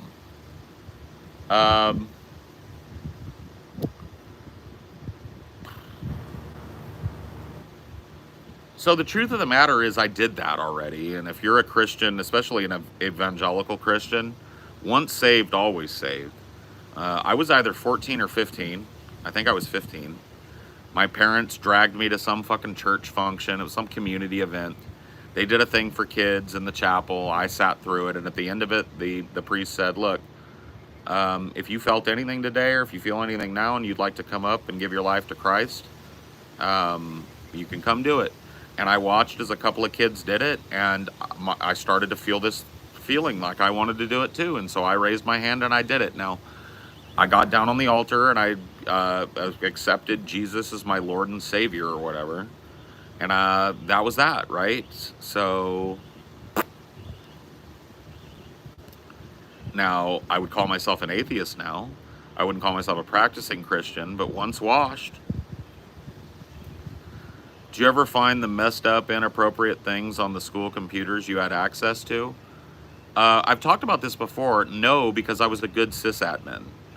I used ARD. I had a number of alerts set up in ARD to let me know if anything was happening. I could look at the screens of every goddamn room, all of the computer screens at once from my phone while I was on the go, or from my laptop if I was in one of my little broom closet offices.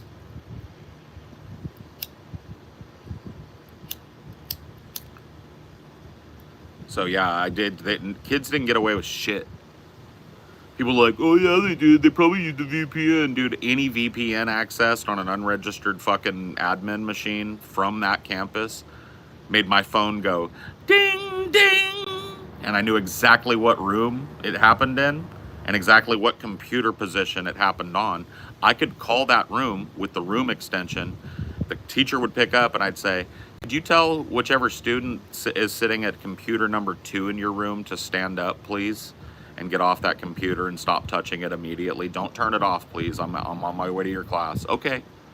I'd come in there and sure enough, teacher would walk over there and there'd be a fucking thumb drive hanging out the side of it where he tried to fucking like side load a fucking VPN access thing. Not happening on Paul's watch, bro. I was God, man. That's the thing you don't understand about like a sysadmin. If you work in a subnet, so the entirety of Madera Unified School District is what I would call a giant subnet. It exists on the internet, but it is coded away from people who are accessing from outside unless they have an account, right? So it exists in its own little environment. I could see everything in that environment, bro. I had full district level sysadmin. It meant that I could VPN or ARD into any computer from anywhere I was, as long as I had an internet connection. It didn't have to be on campus. I could have been at home. Anywhere I was, I could use ARD to access any networked device on any campus or in any of the district buildings. You ever impressed with any of the kids who pulled the wool? No. The hardest thing that they ever fucking pulled was those thumb drive side loads, which would work if nobody was watching. No, nobody ever got it. How'd you get that job? Nepotism. My brother-in-law got that job. At the time, the contracts did not include the need for a fucking college degree. I was grandfathered in and unioned in at the time they changed those contracts to require, I think, a bachelor's in network administration. So it's a lot harder job to get now, unfortunately.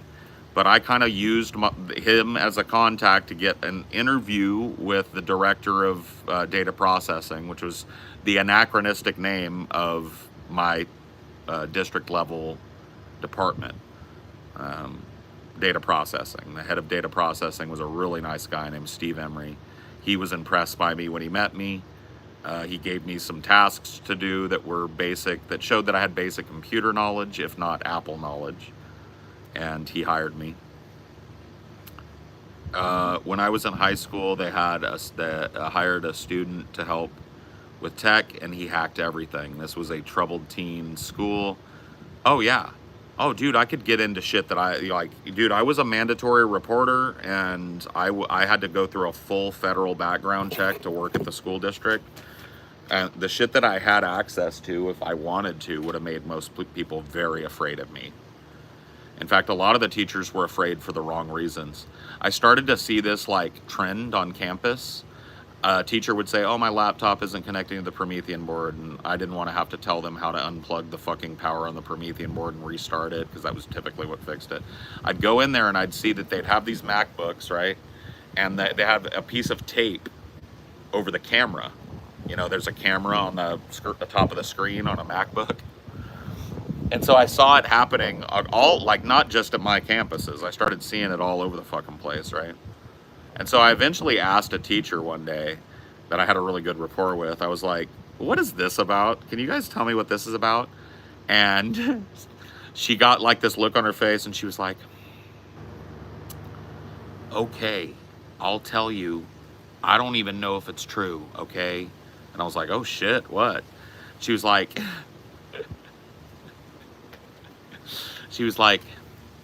I won't use her real name. I'll make up a name. Wanda. She was like, Wanda, one of the teachers at that site, said that she heard from somebody that they saw their tech guy, and he had a lot of screens on his screen, and it was all laptops. And I was like, come here. Let me show you what he had. I pull out my fucking MacBook, and I opened it up, and I ARID'd it, and I showed her. I was like, this is what you guys saw. I was like, you can keep taping up your cameras if you want. But this is what I do. I use this to help you guys. So if you need something changed, I can do it without even bothering you and interrupting instruction. I can just fix a quick thing. And she was like, oh, really? She was like, that's so stupid. They're so dumb to be scared. And she ripped the tape off and never put it back on. But I didn't see anybody else rip the tape off. I was like, man, I didn't want to tell her that if I did want to turn on her camera and take a look at what she was doing at any time, even if she was off campus, that I could do that. I just had signed a government contract saying I wouldn't do that. That's called stalking, right? I didn't want to tell her I did have the power to do that if I wanted to.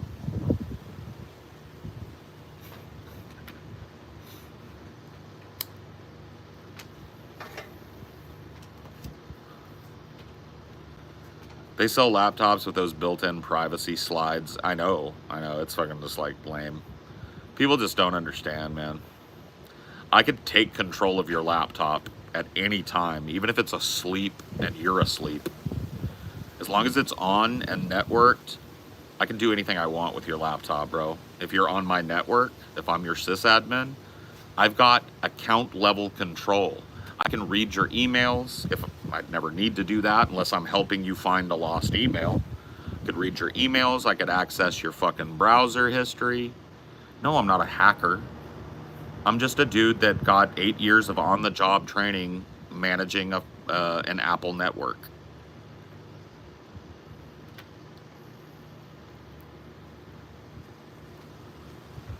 Shout out from rehab in Washington, going door to door, rehab to Navy boot camp. Any advice? Stick with it. Stick with it. Push through it. You know, I'm sure you know this because you're getting addressed. Substance abuse is the easy road, and it's the short road. So you're doing the right thing. Get help. Stick with it. All that stuff.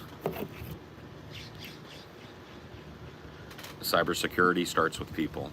No. At the school district level, cybersecurity started and ended with me. I was both the alpha and the omega. Do you think employers watch your phone activity? I know they do. I could see the name of every phone device that touched my network. If you used my network, and that means you got on my wireless anywhere on campus using your password as a teacher, I could see your device. I could, if you had an iPhone, I could take control of your device. Do you miss having all that power? No, I didn't. See, I'm not that type of guy. People don't know this about me, and I guess that's okay. I'm not like a dude that wants power. That's why I thought it was funny, not to invoke him, but when Vish said in that one video we watched, he was like, you know, Paul wants to be the vanguard of some leftist thing. And I was like, dude, you don't fucking know me, bro. I'm not a dude that seeks power. No one man should have all that power. No, I didn't revel in the power of it. I looked at it as a duty for me to be fucking straight up and honest with people and use it to the best of my ability, which was not great, but was passable, to help people and to keep things on track at the school district level.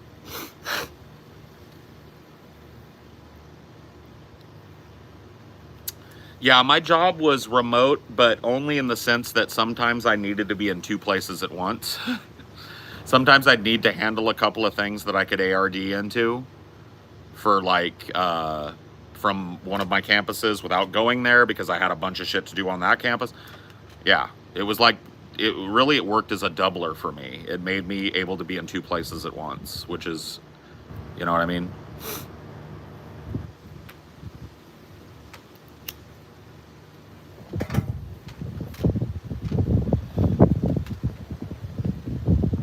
No one man should have all that power. 21st century schizoid man.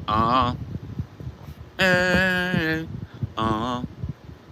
hey, hey, hey, hey. Living in that 21st century, doing something mean to him. I wish I knew more Kanye lyrics.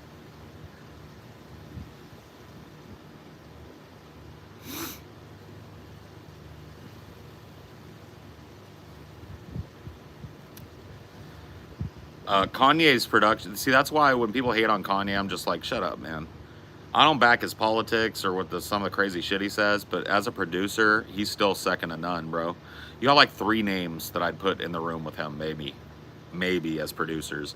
I'd put him, I put Timbaland, and I put Rick Rubin, and that's it, man. If you're a rap producer and you get one of those, if you're a rap star and you get one of those 3 guys to produce a beat and a song for you, you've basically got the cream. You probably answered this over the years, but what made you leave IT? My dad makes $350K a year from home doing it. It's a headache, but bank. Yeah, I never made the bank, bro. It was never like a job I was going to get rich doing. There was just no, like, I was part of the wider school budget. And I really didn't want to, like, move adjacent. I could have moved to another school district, maybe gotten paid more, or finished out my college, but instead of working on what I was working on, I could have finished out a networking degree, gotten Network Plus and Network Plus Plus certified, got my Microsoft and Apple certifications, my tech certifications. 350 is really high for IT. Yeah, I'm assuming he works at like super high level, probably like high-level corporate clients, maybe in the security side of things. I never did IT, just cybersecurity BS. I mean, you did IT then. IT stands for information technology. How much do I make a year? I don't know, honestly. It depends on the year. My pay fluctuates month to month because it's based on a fluctuating number of people that pay me a fluctuating amount of money. I'm 100% crowdfunded, I'll tell you that much. Every dollar I make is a dollar that was donated to me by somebody who liked my show, either in exchange for content on my Patreon or as a dono on my podcast. I don't ask for donos or allow them here. I do this for fun. This is just to chill with people on the internet and say hi and meet you guys and say what's up and tell some stories and smoke some weed. That's what I like to do in some of my downtime. Because you may not know this about me, but I have a pathological need to communicate with people for some fucking reason. I'm one of those people that I'm like not a wallflower. I'm the opposite. I'm a social butterfly. Teedly, teedly, teedly, tee, teedly, tee, teedly, tee. Is this job difficult, harder than any of your labor jobs? Difficult in a different way. So in certain ways, yeah, it's harder than any of my labor jobs. In certain ways, it's way fucking easier. I don't have to do like lifting of fucking 80-pound EMAC computers with no hand grip on them anywhere up above my head all day for fucking 3 weeks straight.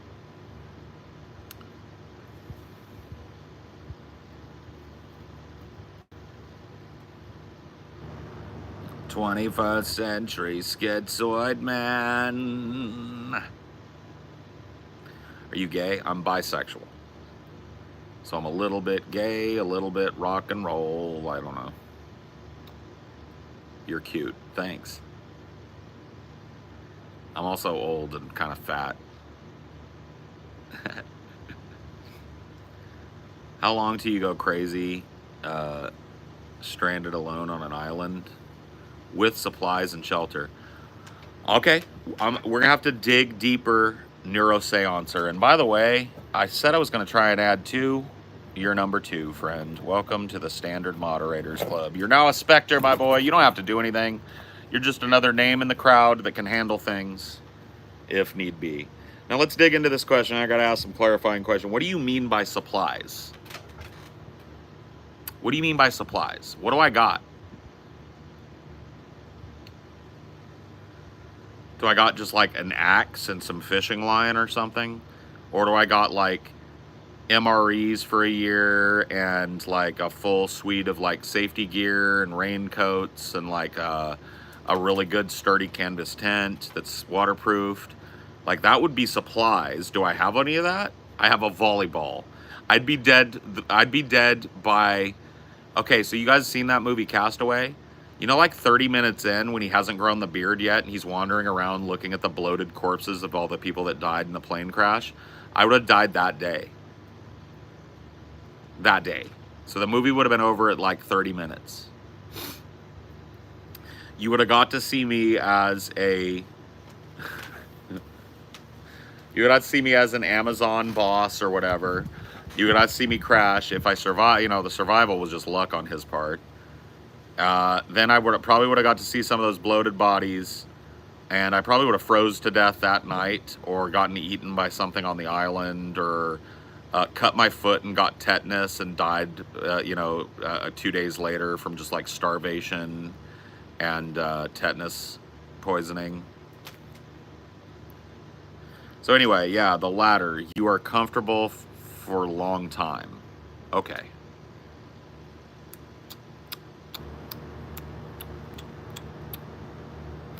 So I've got a lot of shit. I'm assuming that means like I've got some like maybe a tape deck with some old tapes, maybe an old TV with a VCR, maybe an old Nintendo with some games.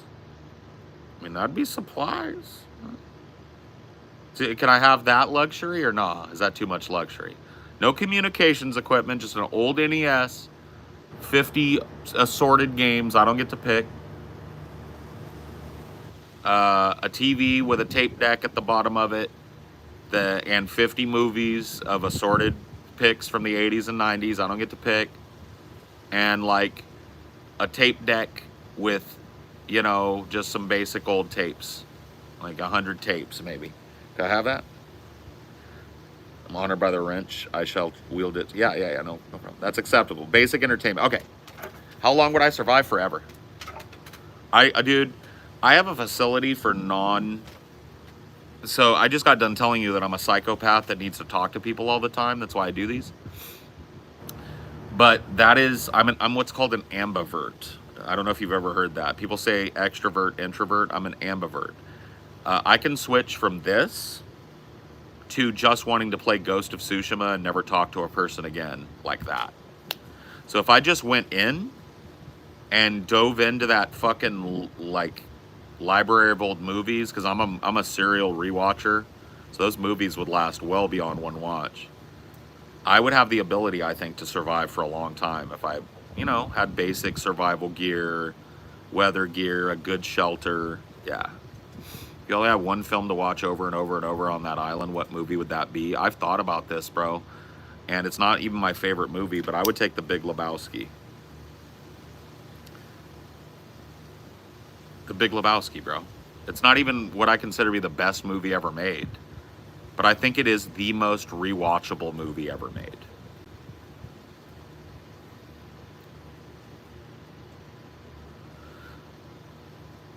Way out west, there's a guy I like to tell you about. A guy by the name of Jeff Lebowski.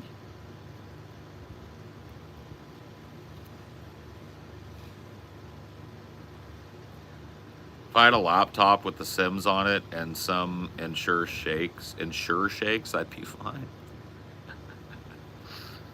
If you were placed on one of those isolation games and you had to stay inside for a week and win $1 million, there's no entertainment, could you do it? Yes. Yeah, I'm a meditator, so I meditate pretty often. Not at this point ritualistically, but I'm looking into that. I'm looking into like Zen Buddhist meditation practice. But that being said, I've been practicing meditation since I was a teenager. And so I could spend a profound amount of the day just being at peace with my own rhythm. Being mindful of my own rhythm. So if I was in there a week and I just knew it was going to be a week of isolation, nothing to do but just eat, sleep, and shit, I'd be fine.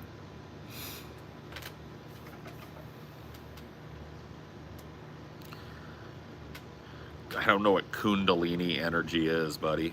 Good pick. I think rewatchability also comes down to nostalgia. Some really rewatchable films to me may not be widely considered great. Your choice is. Yeah, no, I'm the same way with you. Like, there are movies that nobody ever fucking talks about that I've probably watched 24 times, and that's probably like undercutting it. Like, I'll give you some movies that I've rewatched an absurd amount of times. Like, it makes no sense, honestly, a lot of these, how many times I've watched them. One of them that comes to mind right off the bat is the sequel to Interview with the Vampire. I have watched Queen of the Damned with, not Robert Pattinson, but who was that fucking pretty boy that took over? Lestat. I watched that movie probably like 50 times in my life. There's a movie called Unfriended that a lot of people just goof on. It's a horror movie. I've watched that movie probably 50 times in my life, and I'll probably watch it 150 more. Predator, I've probably seen 100 times in my life. That movie is never not good. Aliens, I feel the same way about. Probably seen that 100 times in my life or more. Night of the Living Dead, the original black and white Romero version, not colorized, just the original cut. I probably watched that 150 times in my life. You know, there's like a wide variety of good and really bad in there, you know? Like, that movie was dog shit. Blade Runner, yeah, I've watched Blade Runner a bunch of times, but probably not in like over 100. Probably like a dozen, maybe. Or let me try and think of some bad ones. Have you guys ever seen that movie Soap Dish? I was obsessed with that movie when I was a kid, but I forgot about it as an adult and went back and watched it, and it sucked. I watched that movie probably 24 times as a kid. Oh, here's a weird one that nobody ever talks about. You guys know who Ed O'Neill is? He played Ted Bundy in Married with Children. And he was the grandpa in Modern Family. More recently, I guess. Ed O'Neill, I think is his name, right? Have you seen Dutch? If you haven't seen Dutch, it's really worth checking out. It also stars a young Ethan Embry, who you might recognize from old movies like fucking, what was Ethan Embry in? He was in Empire Records. He was in a bunch of shit in the 90s, and he's still in shit. He's still working. Yeah, Al Bundy. Yeah. The movie is called Dutch. It's like a forgotten, like, family comedy action movie from the 90s that nobody ever talks about. I've seen that movie 100 times. It's one of my favorite movies. I actually steal from it all the time. I gave you guys a key to part of the quotes that I throw at you sometimes. Like when I say, I don't care if you live, die, or grow mushrooms in your crack. You guys, if you've listened to me, you've heard me say that a bunch of times. It comes from that movie. I don't take crap from kitties. That's from that movie. He's a stepdad to Ethan Embry in that movie, yeah. Seen the movie Mandy? I have. I only watched it once, though. That movie was like a harrowing journey for me, and it's not going to be a movie I go back and rewatch, but it was great.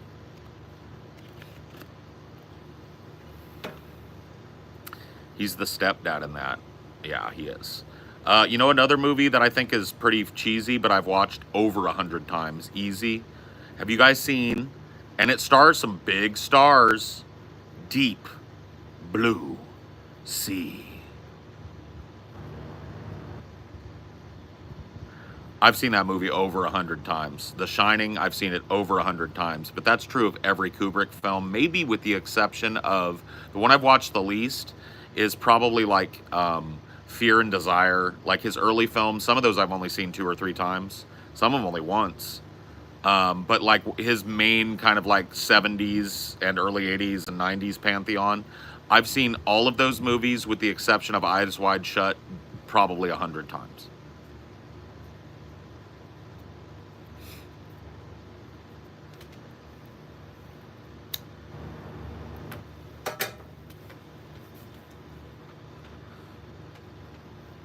You got Samuel Jackson in Deep Blue Sea.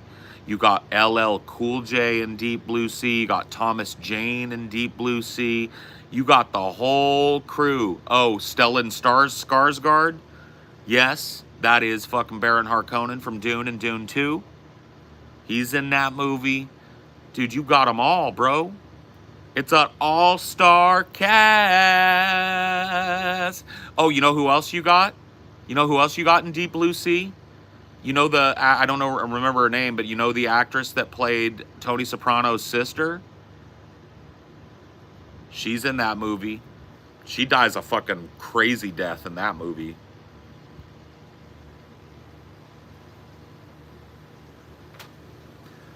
Tarantino films, I've seen all of his main films with maybe the exception of, the only one I don't really rewatch pathologically is Inglourious Bastards. I've only seen Inglourious Bastards maybe 5 times. Every other Tarantino film, it's pushing 100 or over 100. Janice. Oh, come on, Janice. You're fucking driving me crazy.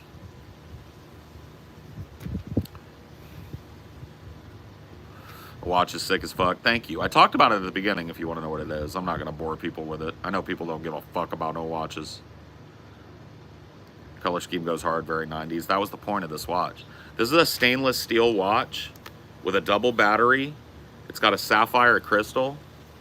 It's meant to evoke your childhood in the 80s and 90s.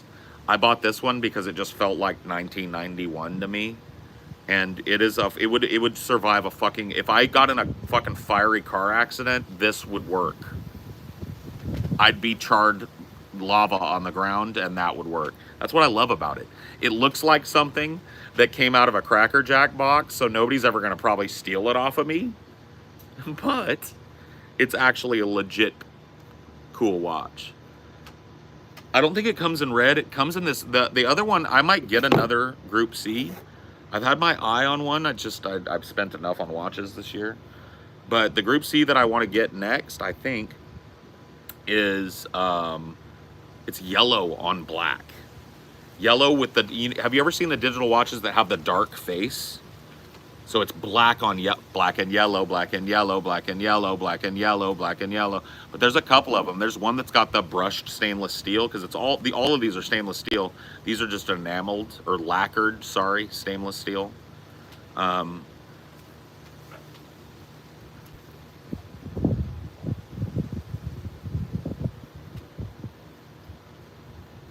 Black and yellow, black and yellow, black and yellow, black and yellow.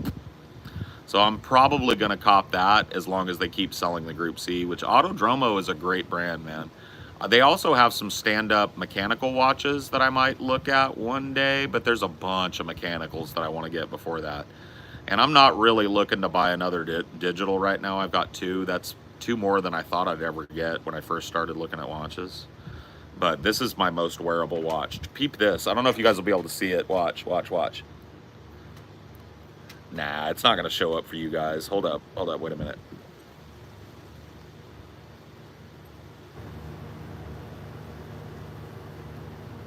Nah, it's too dark. It's too light out. It's got that, like, I don't know if you guys remember from the 90s. It's got the, Casio used to have a thing that would light, you would push a button on your watch and it would light up the face of it. What was it called? It's not Lume. I can't remember. Anyway. Does Paul carry a pocket knife? I do not. I do not. Indiglow. There you go. This has got Indiglow. It's pretty funny. Black and yellow, black and yellow, black and yellow, black and yellow. Wiz Khalifa played at my senior prom, believe it or not. And being in Pittsburgh, that black and yellow song is on repeat here to this day. It should be. It's a pretty dope song, honestly. I'm not even the biggest Wiz fan, but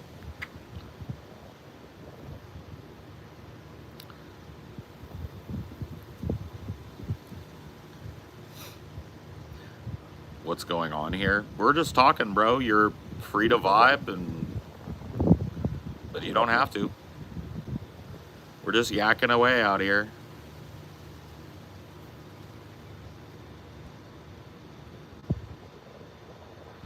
I still enjoy learning about the movies you're interested in. Makes me want to watch them too.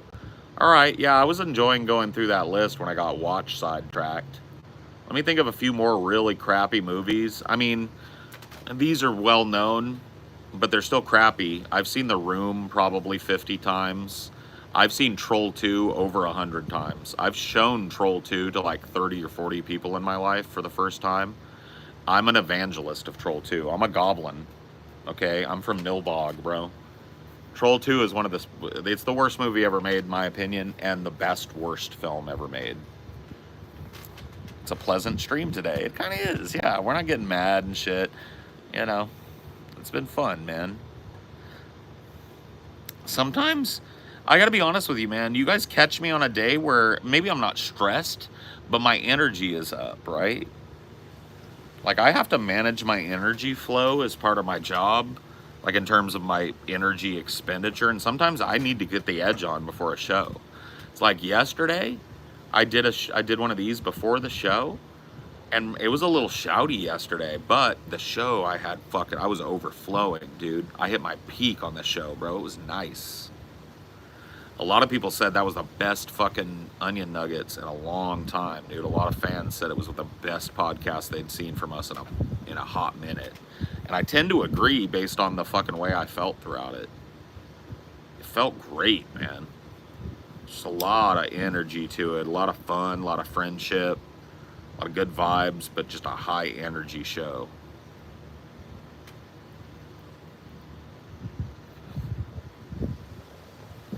Yesterday was a good stream, in my opinion. Sometimes shouty is needed, yeah. Yeah, I've seen Best Worst Movie, the documentary about Troll 2, yeah. As far as documentaries go, here's a couple of documentaries that I've watched probably 100 times. Easily 100 times I've watched The Thin Blue Line. And I've watched easily, I don't know if I watched every episode 100 times, but I wouldn't be shocked if I'd watched every episode of Ken Burns' Jazz 100 times. It was like dude, it was more like 7 hours. It was like 6 and change. It was like 6:45 or something when we killed it. It was almost 7 hours worth of straight stream. And then I did a 2.5 hour stream before that. Bro, it was sick, bro. But today, I had to run a bunch of errands. I took a nap. I feel pretty good. I got a show tomorrow.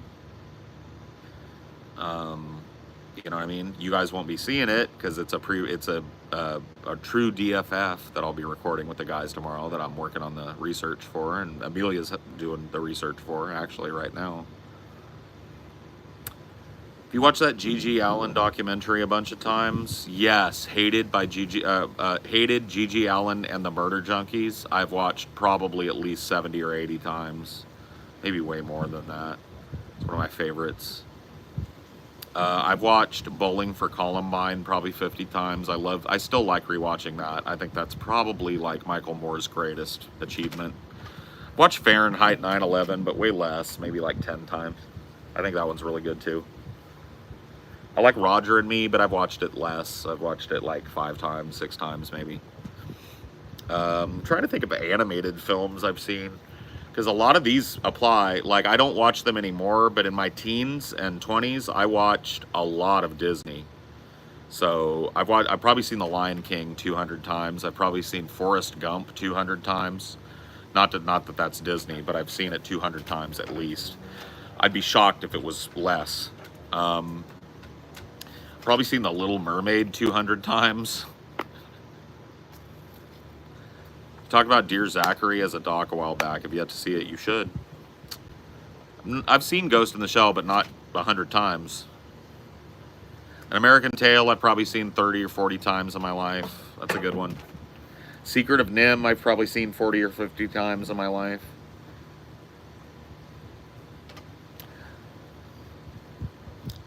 I named him Forrest. You named him Forrest too? I named him after his daddy.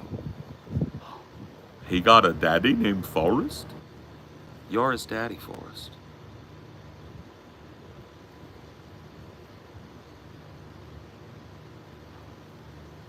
Is he smart or is he? It's okay, Forrest. It's okay. He's very smart. He's the top of his class. You didn't do anything wrong.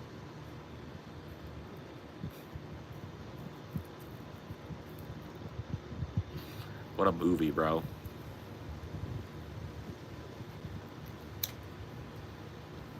Do you have to, do you have show you have to repeat from time to time? Nope. I mean, I repeat topics, yeah, stuff. I don't talk about the same stuff a lot.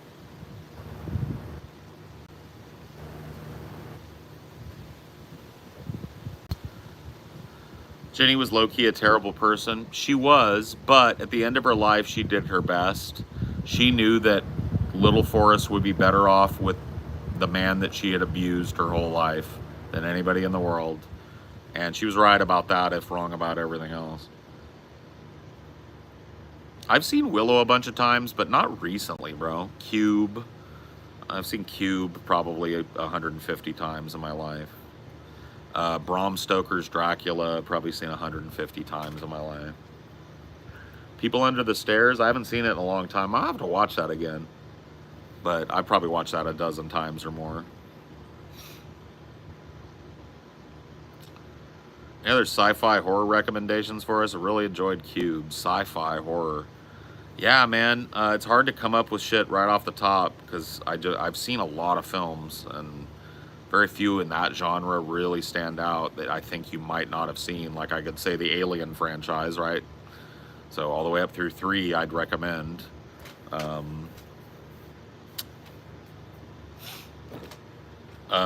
Event Horizon is a really good one. No Longer on the Fence, I Am Fish. Huzzah! It is a blessed day. A fence rider has jumped into the ocean. There is fish, there is fish, there is fish. You look like you give out quests for adventures. Stay a while and listen. Diablo and his evil servants have taken over the chapel. You must brave the chapel, brave hero. Rid this town of Diablo and his minions.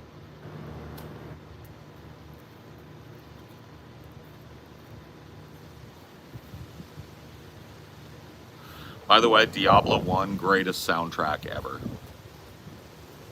Greatest game soundtrack. Cope Seethe mauled about it. You want another one, Delta P? I can do this all day. That's kind of what I do. Watch. Oi, traveler, don't hurt me. Don't hurt me. I needs the help of a man such as you, what looks like he can defend himself. You see me, a poor vendor of shiny items, has been robbed, sir. And if no one stops the thief, why, I'll be ruined. Would you track him down for me? You've got quite a treasure there in that Roderick cube. Someone needs to put the Skyrim ambient music behind this. Wah, wah, wah, wah, wah. Would you classify the first Terminator film as sci-fi horror? Yes, it's horror sci-fi, bro. It leads with the horror, bro. I've forgotten that until I rewatched it with my wife. I was like, fuck, I forgot this wasn't a horror. I forgot this wasn't a sci-fi horror film. It's a horror sci-fi film. She's like, oh yeah. It's scary as fuck, bro. The way he's portrayed in that movie is so dark and so fascinating. He's like a zombie by the end of it. Once like all the fake blood is drained out of him, he's all pale. His eyes are all dark. Yeah, it's horror and then sci-fi.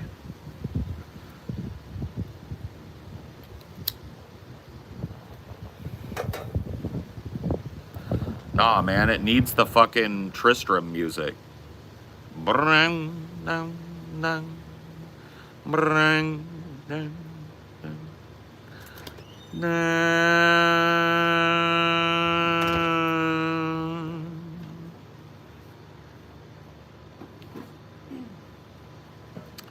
Jason X is horror sci-fi.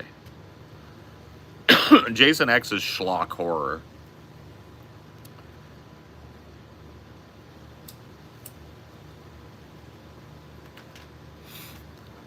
The Butcher lead up was legit terrifying as a kid. Ah, fresh meat.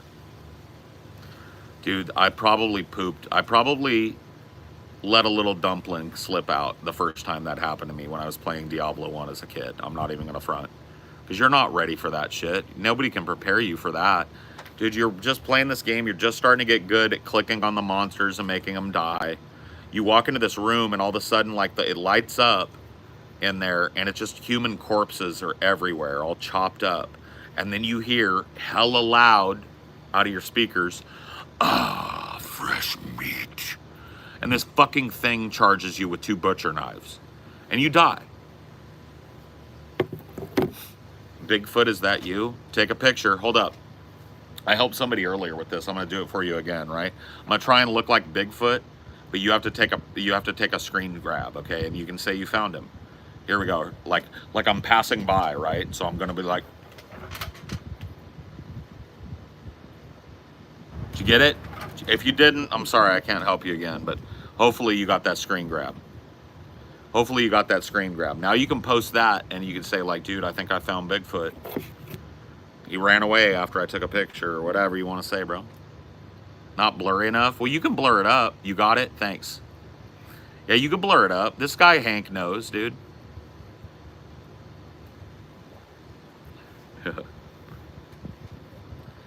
Yeah, you got to blur it up a little bit.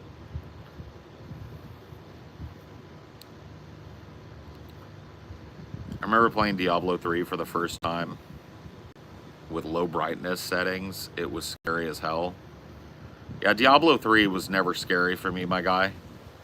It felt kind of like a Pixar Diablo game.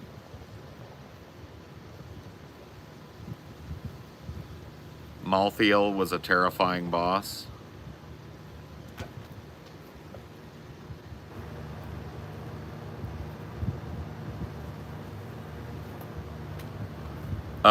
He was a cool evil guy, but I don't know if I would say terrifying, bro. Yeah, Diablo 3 is like McDonald's horror, you know? It's like bad, man.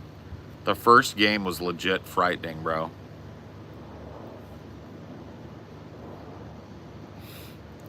Do you think Diablo could make for a good movie adaptation? Yes. If you did Diablo like a stripped down action movie with that was show don't tell, no backlog, right? It starts with Aiden, I believe is the name of the protagonist in the canon, right? Stumbling into Tristram, dragging his leg wounded, right? With his sword on his side, his hand is mangled or hurt and bleeding, and he's just dragging his leg towards Tristram. And there are all these crows and fog, right? Ah, ah! And he's looking around like blood trickling down his head, clearly expecting to see somebody, and he sees nobody. You know, he sees just on the outskirts of town all these skeletons of people and these horrible like Iron Maiden torture devices. He sees evidence of demons having been there recently. You know, maybe a couple dead ones on the road next to a warrior who fell, right? And he stumbles into that, and you know, he thinks he's got his hand on his sword because he's thinking maybe there's more zombies or demons, and then like fucking Griswold comes out and go with his hammer and goes, oh, laddie, it's you, Aiden. What are you doing here, Lord? Because you know, Aiden is canonically the like heir of the throne. He's the prince. He's also the warrior pick in Diablo 1. A lot of people don't know this is canon. I don't know if his name is Aiden, by the way. I think it's something like that. Something's gone real foul in the church, my lord. You should talk to Deckard. You know what I mean? Oh, Aiden. I'm glad that you survived, my boy, but I fear it may be too late. The church has been desecrated. What do you mean desecrated? Demons have poured forth, taken over the lower levels, and then popped into the upper.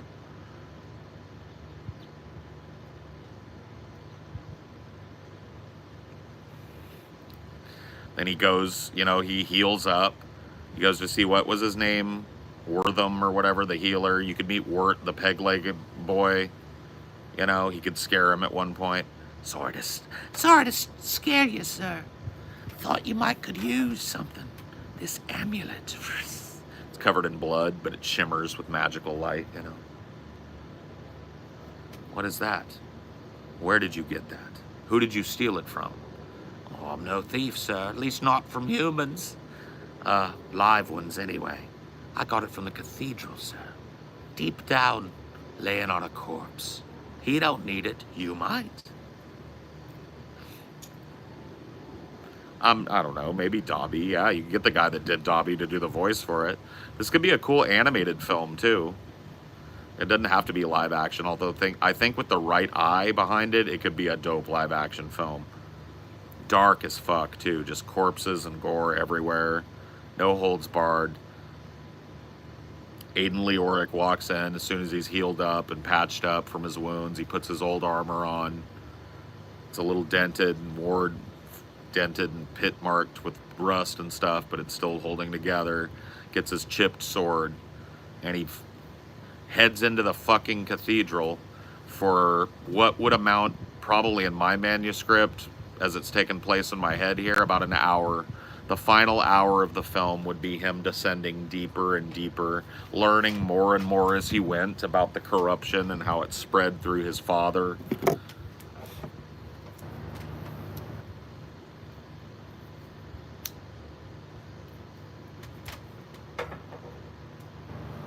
Absolutely. It'd be a badass fucking film right there. Yeah, Peter Jackson's first movie, it was called Dead Alive here. I think it's called Brain Dead in New Zealand and Australia, where it was made and released first. It was a Kiwi film. Me and my dad rented it because we couldn't find anything else at the fucking Blockbuster one night. And it was my week with him, and my sister was off on some trip or something. So it was just me and him, and we were totally bachelors, right? At this point in my dad's life, he was feeling pretty sorry for himself because he'd gotten divorced and all of that stuff. And he hadn't even really bought proper furniture. He bought basically 2 recliners, and so me and him could sit there. And then he had like an egg crate that he put a little TV on, and we were using I can't remember what it was, but I think it was just boxes with a sheet thrown over it for a coffee table. It was just, there was nothing there, right? We were sitting in there and we wanted to go get a movie, so we went and rented Dead Alive on tape. And dude, we were blown away by that fucking film. We were like, how did we not know this existed, number one? Yeah, I've seen Bad Taste as well. Bad Taste is great. But Dead Alive, I think, is better. I didn't know Bad Taste came first. I thought it came after, but they both look at the similar level to me. Do you think Portal franchise could be done as a sci-fi horror film, like you're alone in this facility with an AI that treats human as lab rats? Could be pretty good. Yeah, but if they made it all fucking skibbity, if they didn't get, because you know what the thing about Portal is? Here's the thing about Portal. It's got that perfect fucking level of humor and dread, and that is so hard to hit. That's why people love it. They love it because it scared the fucking shit out of them and it made them laugh. And that is so hard to hit. If it's filled with a bunch of eye-rolling meme humor and shitty millennial self-referential fucking shit, and it isn't well written, it would be dog shit, dude. They could fucking really ruin Portal real easy. Because that's a delicate balance, trying to add a bunch of dialogue to that universe, bro. Stanley Parable is great, but it kind of has to be narrated like that. How would you do a movie like that? The game is the movie.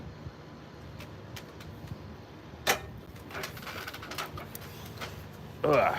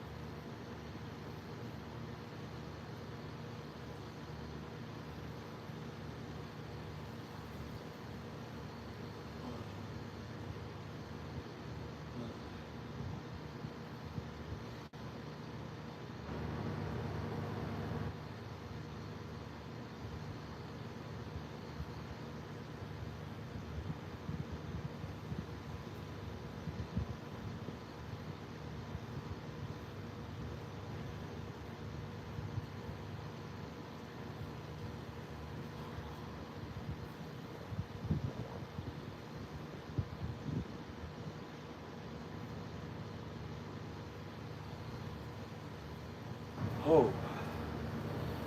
Humana. Oof. The tingles. The tingles of like a good deep stretch when you know you have nerve involvement, all the way to zapping like electricity down to the end of your tip Tips of your fingers. Can you set like alarms on that watch at all?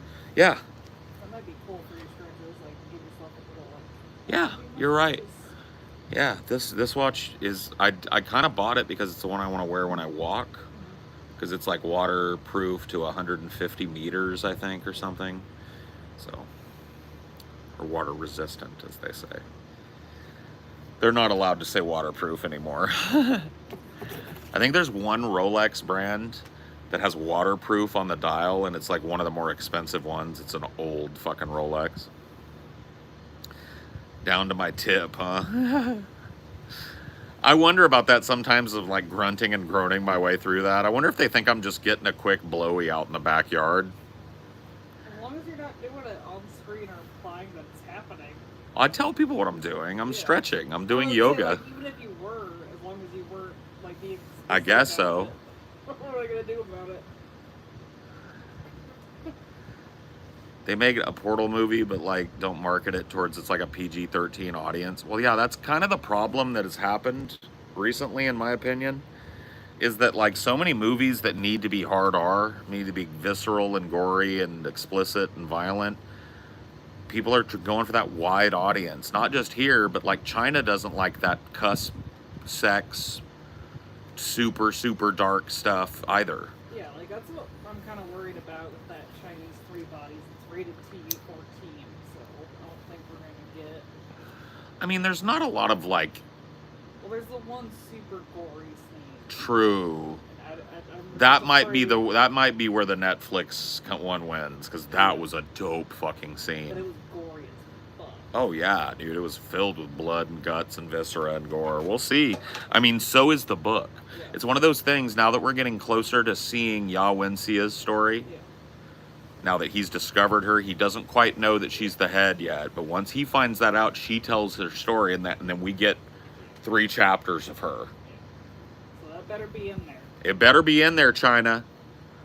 I mean, if it isn't, I'm going to keep watching. But if it isn't, I'm going to be disappointed in you, China. That's a naughty thing that you did. They need to make a BioShock movie. That would also have to be hard.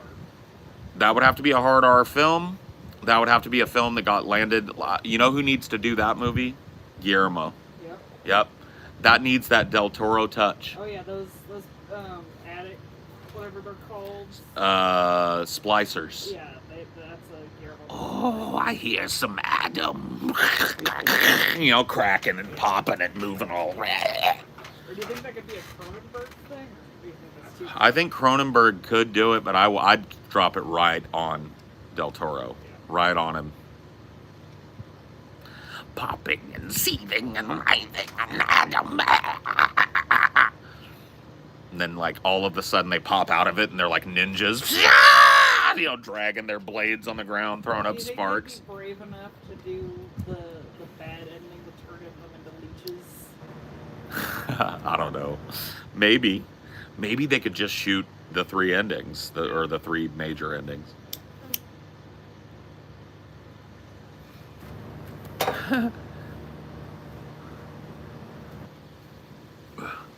Would you kindly? Would you kindly pick up that crowbar, mate? Thank you. You're the last hope of the people on this station. If you can't do it, no one can. Now, would you kindly go to the next area?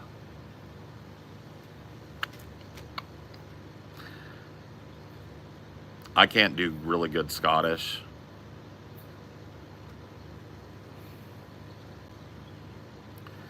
Like a Portal movie. Yeah, I don't want to talk about Portal anymore. I told you that Portal, it would have to be masterfully written, probably by the original script writers. Valve would probably have to be the ones that produces it, if it had any hope. If it gets sold down the river to some fucking movie studio. But see, Gaben is smart. Gaben knows he's built up some franchises that he owns 100% intellectual rights to, that like he could make into some movies, dude. And he's got the money. And we know Gaben is a fan of movies. He talks about it and shit. So, yeah.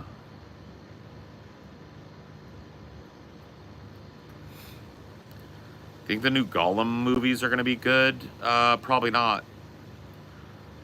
Typically, like what the 2010s and up have been about is wringing nostalgia out of everything from the early 2000s, 90s, and 80s, like it was a dirty dish rag, and giving you whatever was left over after you do that. There's been a couple of exceptions to that rule, but for the most part, I feel like these nostalgic properties have eventually just cratered into shit. And really, kind of like most people that I talk to, at least, feel like they've done dirty a lot of these old movies. Like they've kind of pooped on things. So I don't know. I think Dave Newell might have a distraction from movies. He owns a marine research organization. So Oh yeah. his passion. Although that would be dope as fuck if he did the underwater Bioshock with the help of all that fucking technology. That'd be fucking insane. Oh, if he built like an underwater pressurized Rapture Yeah. and like a functional Big Daddy suit and hired some really talented, you remember that little girl on AGT that did the zombie thing? Get her to be a little sister. Yeah. Find like 10 or 12 of them Yeah. to be the little sisters, right? Dude, think. See, this is the thing. I lament sometimes, and maybe this is just my ego. I lament that I was not born a fucking billionaire, because you know what I would do? Fritter away the family fortune on making the best fucking movies ever. I think I could do it. Maybe not as a fucking lead script writer or even a director, but as a producer. Yeah, with production, That's why I want to be a billionaire, not a millionaire. yeah. You need to be able to throw your whole weight behind it to fuck you, the community that said no and helping funding it. To establish yourself as a dude, you want to fund his next project. Dude, after my first 2 movies as a billionaire producer, I'd never pay for a film again. But those first 2 movies would chunk my fortune. Because I would spare no expense. Fuck, what was the name of it? See, I have to get this out. I can't not remember the name. It's his underwater one, the Cameron one. Yeah. The Abyss. The Abyss. One of my favorite, and it is. I've seen that movie probably like 50 times. I just get it mixed up with Leviathan for some reason. The Abyss. Your dedication to practically shooting that movie is unparalleled, I think, in movie history. I don't know of another director that did it, and I'm not asking you to do that again, sir. But I know you have a love for the deep, and I know you have a love for storytelling, and I'm bringing you a fucking story and the money to back your vision. Here's Bioshock, sir. Hand him the fucking tight script. Hard R. This is a fucking gamble, sir. I'm not gonna lie to you. But it's my ass on the line, not yours. You get paid. You wanna work? I bet I could get him in it, dude. I could get him in it. You might even do it for cheap if you know that you're gonna fucking throw everything and make it impossible. He wouldn't. No. He's gonna take his fucking 20 pieces of silver, and I'm gonna give it. If I'm a billionaire and I'm trying to make a statement movie, because you know what? Getting that Bioshock property and making a film with it. See, here would be the problem.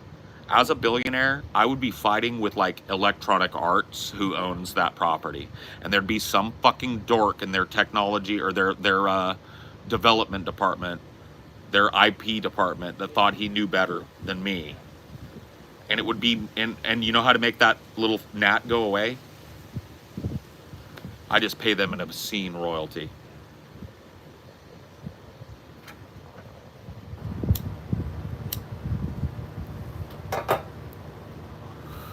I'd say 1 or 2 statement films like that, and I'd never have to fund a movie again. People would be lining up at my door. I'd be like Weinstein without the rape.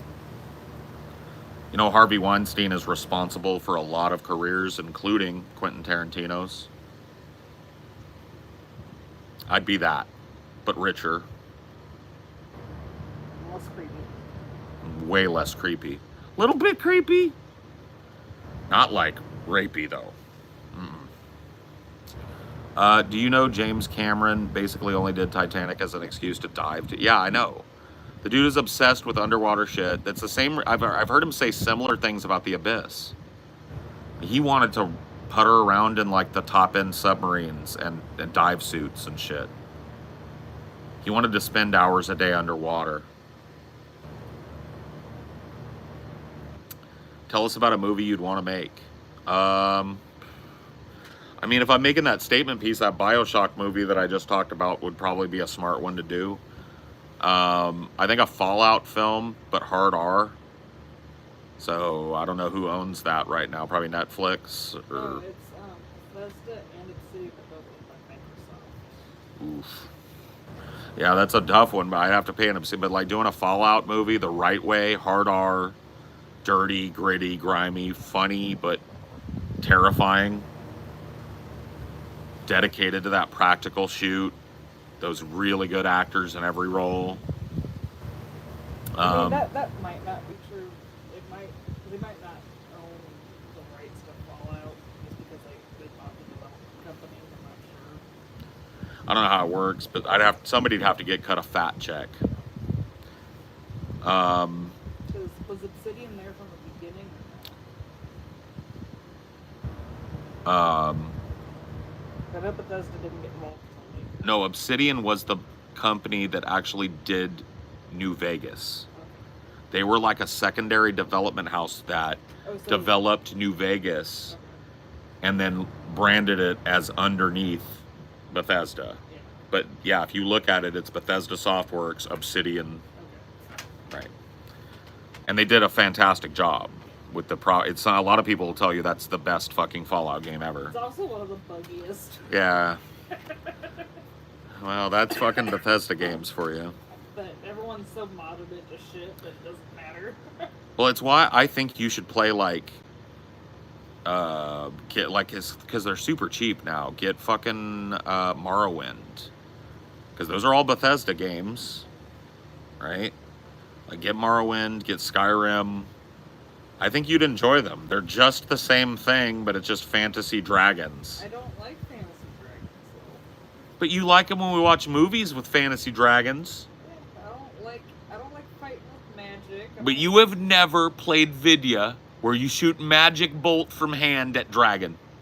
Well, I guess the Hogwarts Legacy was kind of like that. It's a stretch. You like Hogwarts. Me think you like Skyrim. You can be a wizard and go to wizard school in Skyrim. I don't know. I just have to. I've been on such a rut to play games lately. I know. I'm just playing with you, baby. Yeah. You know what you like. That's the thing about you. Yeah. The difference between me and you is I want to play everything. You want to find one game and play it till you fucking can't stand it anymore. Yeah. And then until you find something that tickles your fancy, you don't need a game. I'm not that way since I was 8. I ran Assassin's Creed Odyssey to the branch. Here's the thing. I played that game to an absurd level. I almost finished it and I had like, I don't know, 15% left to go, and I was like, fuck it. And I quit. Then you were like, can I play that game? And I was like, of course, baby, go. And you dominated that game all the way through into the crater. Got that stupid ocean achievement. Yep. You just gave up on. Oh, full dog shit. I was telling them the other day the story about I was playing Hades. Yeah. And I thought I was good at it because I was past the ending and into the end game, and I was making my way through the challenges. And you sat and watched over my shoulder, watched me play that for a while, and then you went and bought it for yourself. Yeah. And I went into your room, your office one day. You're like, why are you playing on keyboard? Because you thought that was just absurd with the kind of controls. But then I watched you, and you were fucking way better than me. And I was like, never mind. Amelia dominated Hades on keyboard controls. Tell me how that happened. Oh. The thing is, I sucked hard, but I kept forcing myself to get better at it. I turned on the God mode until I actually got the dodge down. Well, you learned how to play the game. Yeah.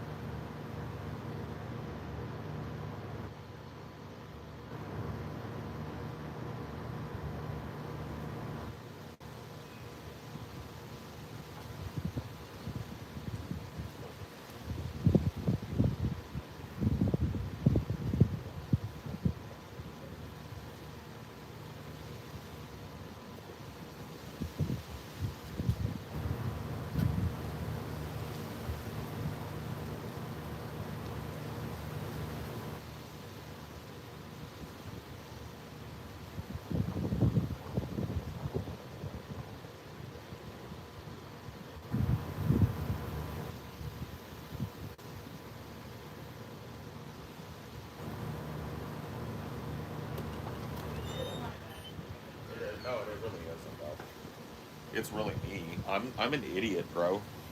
Well, the thing is, you'll put it in there with like 2 ice cubes left in I it. know. I'm a moron. I don't know any better. I don't know. I'd love to tell you I can learn, and I really do try sometimes to remember, like, oh, let's fill that instead of throwing it on the counter and walking away. Or putting it back in with 2 ice Yeah, cubes in it. but I don't. Yeah. You know, I eventually whatever it is that I want to go do wins. Yeah. What do I do that gets on your nerves that you think is horribly inefficient?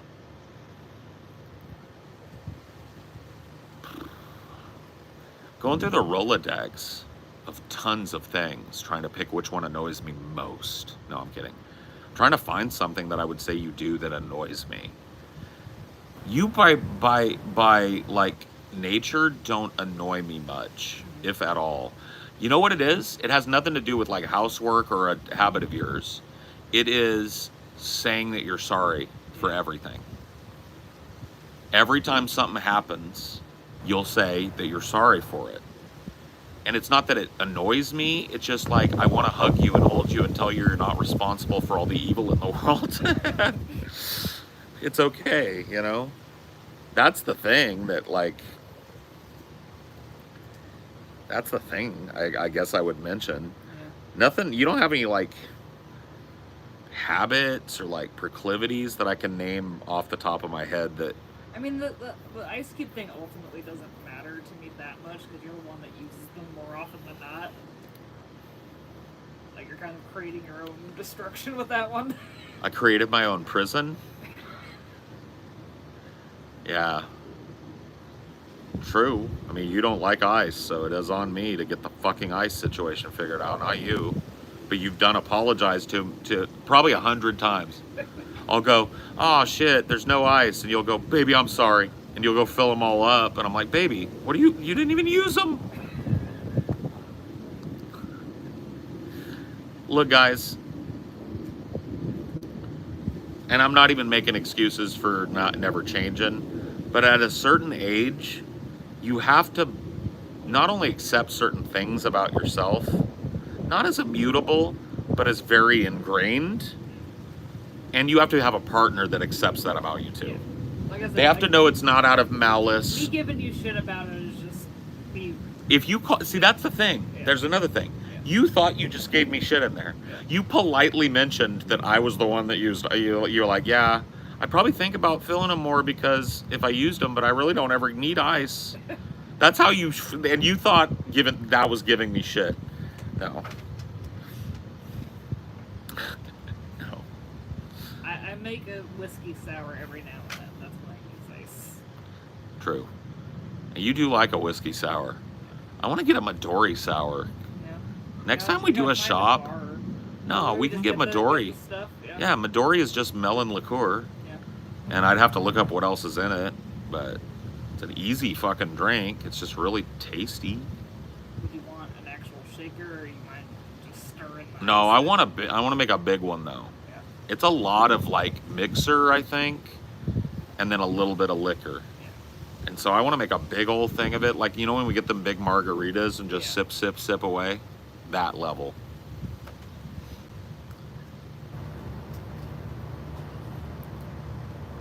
You seem like you'd have a great board game collection. What's your favorite? I don't.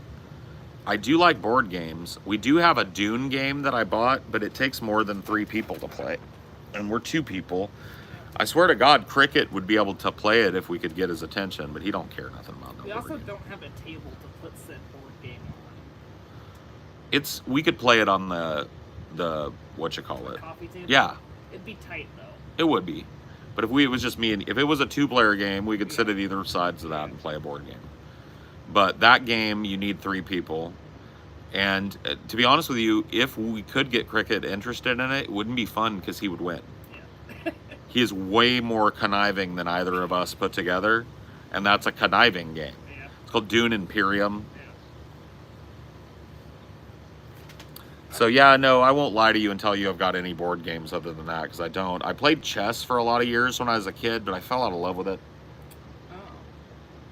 My family liked doing Monopoly a lot, and we got my little sister into it when she was really young still. Oh, yeah. barely pay attention to it. Did you guys ever finish a game of Monopoly? Not very often. Sometimes. I don't think I probably finished time one. out of 10. I probably played it at 70 or 80 times in my life, and I don't think I finished a game. They're just so long. The game of life we used to play, there's a famous story of mine where my sisters drove me to tears with rage over that game by cheating, because I couldn't beat them up. I guess I could tell that because a lot of people haven't heard it. It's a quick story. I was probably 13. We were playing the game of life. At this point in my life, I lived with 3 sisters and my mom and my stepdad. My stepdad worked nights a lot, so when I was home from school, he was almost never there. So it was me and a bunch of women, basically. And the girls were all like ladder steps down from me. The eldest was at that time, I think, 11, then 10, then 8. And I would get really, so one day I was sitting alone in my room, like I like to do, reading a book, and they knocked on my door because I had a deadbolt. I had a cool fucking bedroom. The room that I had when the parents bought the room, it ended up being, or the parents bought the house, ended up being my room, had a deadbolt on it. My parents told me, as long as you are willing to immediately unlock this door fast, you can have this privacy. And I was like, whoa. A lot of parents have a no locked doors policy. Did yours? My door just didn't have a lock. So. But if you had like tried to jam a thing under it, would they have been cool with that? They let me put a hook on the outside so my little siblings couldn't get in. But That's like baby proofing. Yeah, that doesn't avail me of anything if I'm inside. Right. I can't lock it from the outside. I couldn't lock it from the outside. They didn't give me the key, so I couldn't they had access while I wasn't there. That was part of the rules. Yeah. But I could lock it when I was in there to get, and it was for pretty much the same reason. Yeah. My little sisters. So they knocked on the door. I was like, go away.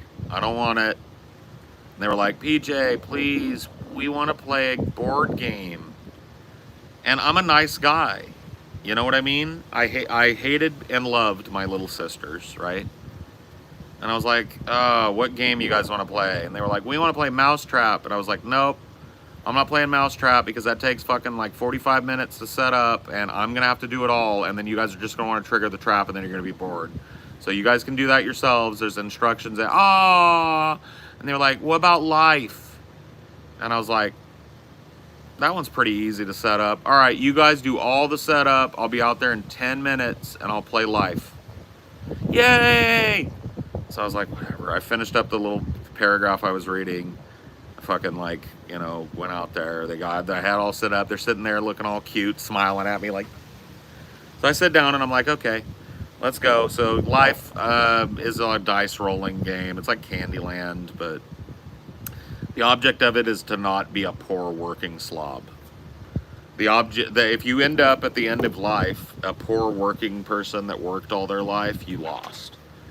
The object of life is to be rich. Yeah, so the technical win is whoever has the most. Whoever got richest in their life.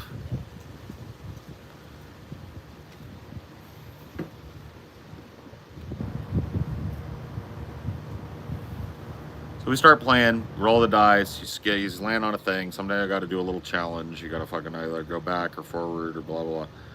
And then I'm doing that, and then I noticed my sister, my biological sister, because I lived with my biological sister and my 2 stepsisters. My biological sisters moved my piece back 1 square. Well, she thought I wasn't looking. And I was like, hey, move me back. She's like, what are you talking about? It's like, don't fucking move it back. And don't do it again. If you're just going to cheat, I got shit to do. So if that's what you're going to do is cheat me, I got shit to do. Fuck you. I quit. And they were like, no. She moved it back. But in sequence, I caught each one of them trying to cheat me. Either move their piece up 1 or 2, move mine back when they thought I wasn't looking. And at the end of it, I was like, you know what? And I was their big brother, but I was also 13. I was not that far from them. I said, you guys are acting like a bunch of little bitches right now. And you're a bunch of cheating little bitches too. And you're wasting my fucking time. Fuck all of you. And my sister got up walked over to me, and before I could react, reared back and slapped me straight across the face. Hard. You ever seen somebody get hit like with the full meat? It's like meat to meat. Like she hit me like open hand palm slap, like right across here.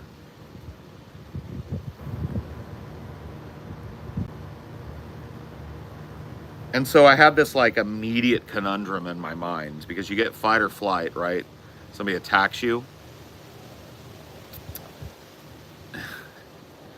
And I wanted to fight.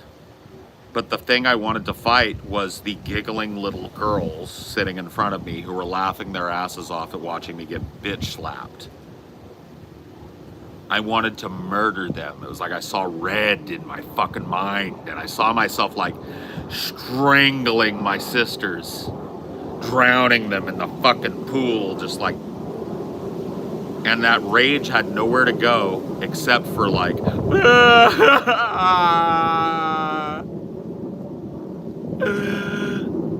and I ran off, went in the bedroom, locked the door.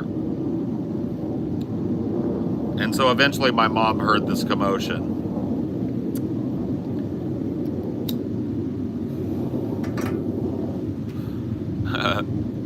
She hears this commotion, right? And she knocks on my door and I'm like, go away!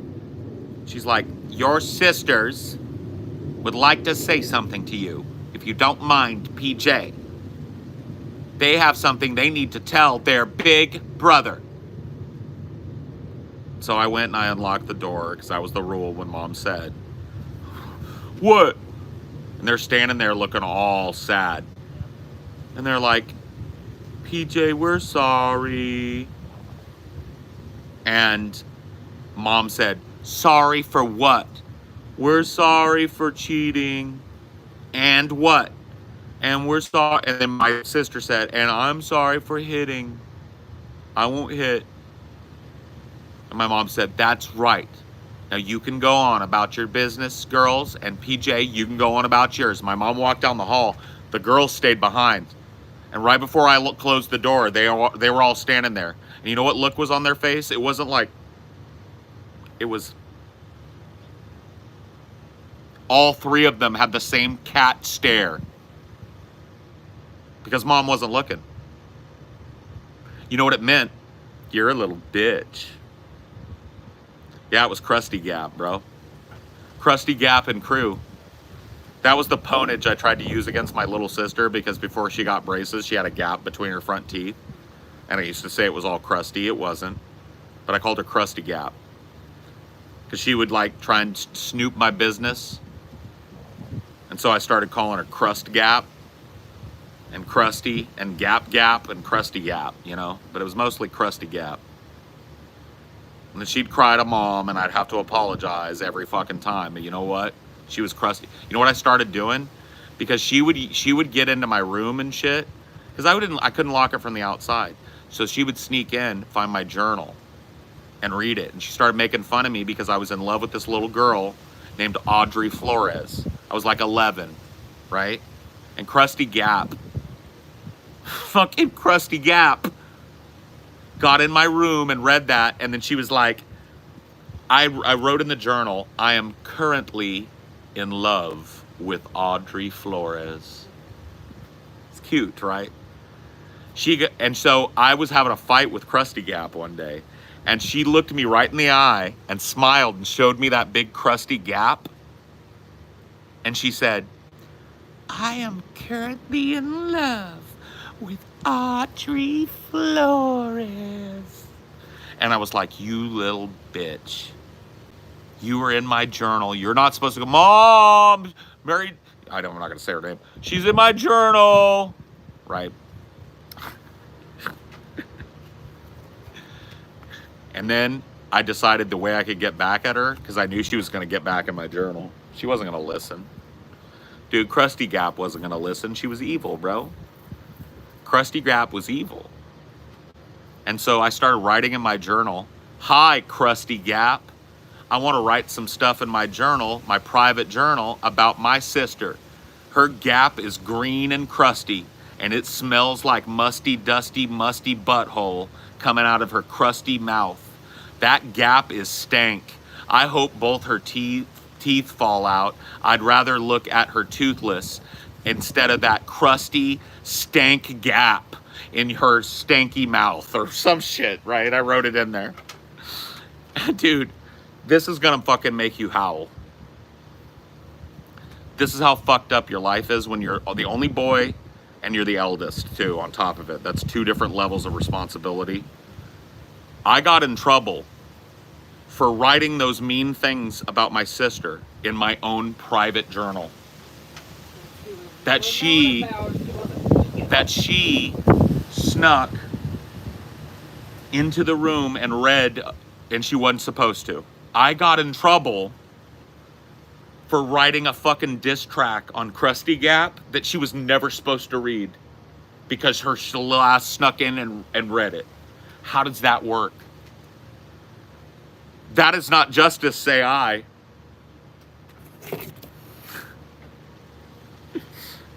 Krusty Gap got away with it.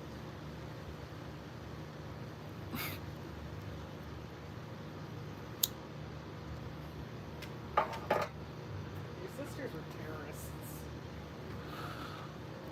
They were evil. I tell people this all the time, and I don't use that word lightly, but I really believe that children are psychopaths to a certain level, and you have to like train them not to be.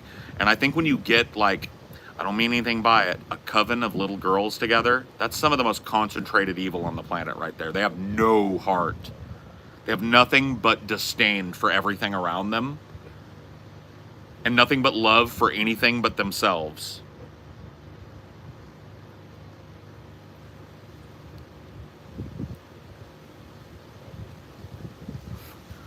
A coven, bro. I lived amidst a coven. I was a lowly peasant, harassed nightly and daily by a coven of literal witches, by the way. Because when that movie fucking The Craft came out, you remember that movie? When that movie, The Craft, came out, every little girl in the world wanted to be a witch, my sisters included. My parents weren't religious, so they didn't give a shit. My sisters went to Barnes & Noble and bought some witchcraft book.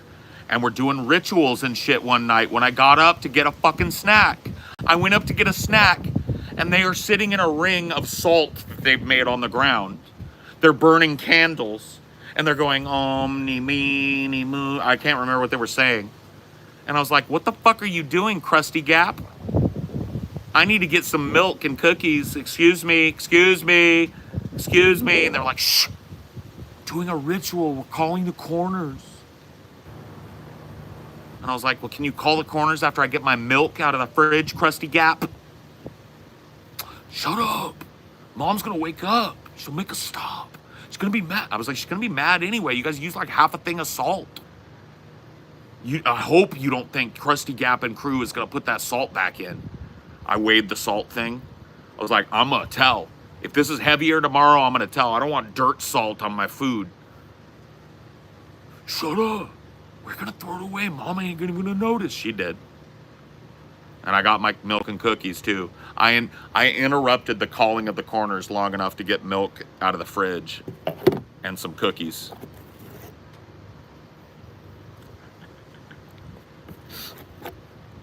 I did, yo. What was her name for you that was equivalent to Krusty? I'm trying to remember, bro. She had one.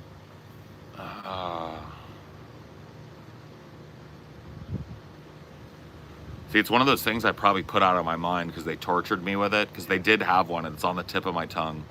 It wasn't super mean. It wasn't about fat or anything. It was... You know what? It was just the way they said my name. Yeah. They would just draw out the E like my mom would do, but in a really disdainful, dripping with contempt way. Like, not anger, like, whatever, PJ.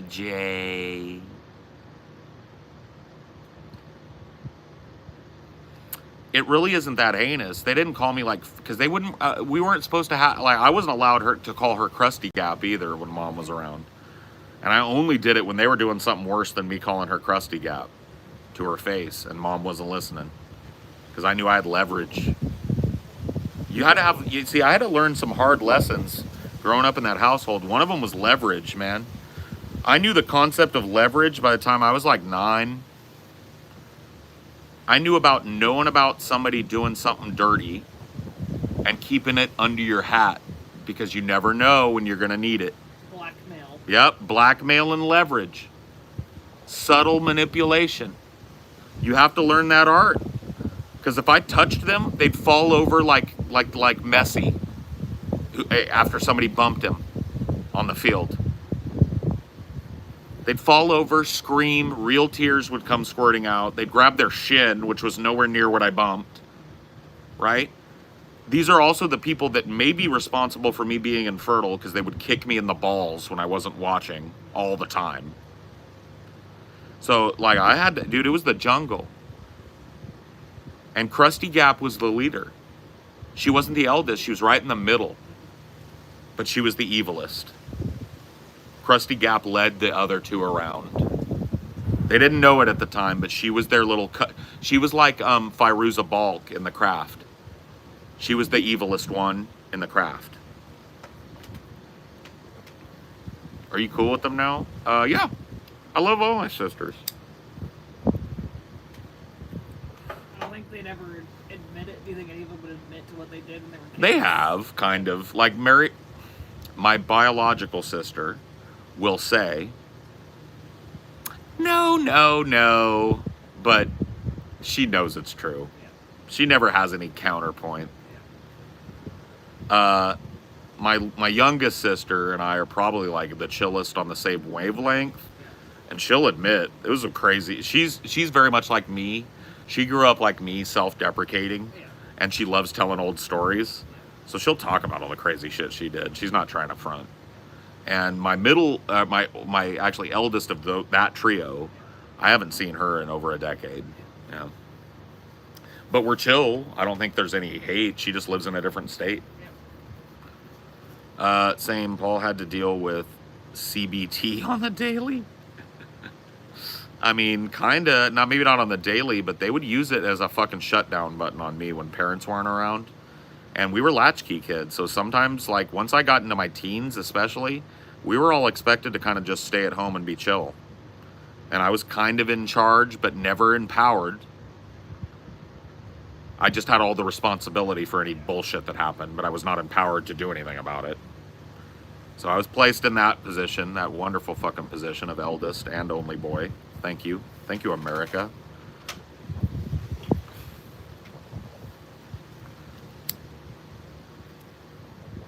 I honestly think when I do these, I'm going to switch over to my computer glasses because I think they're better for this. Yeah. So that's more during the day, I'm going to use these because I think I need the shade. Yeah.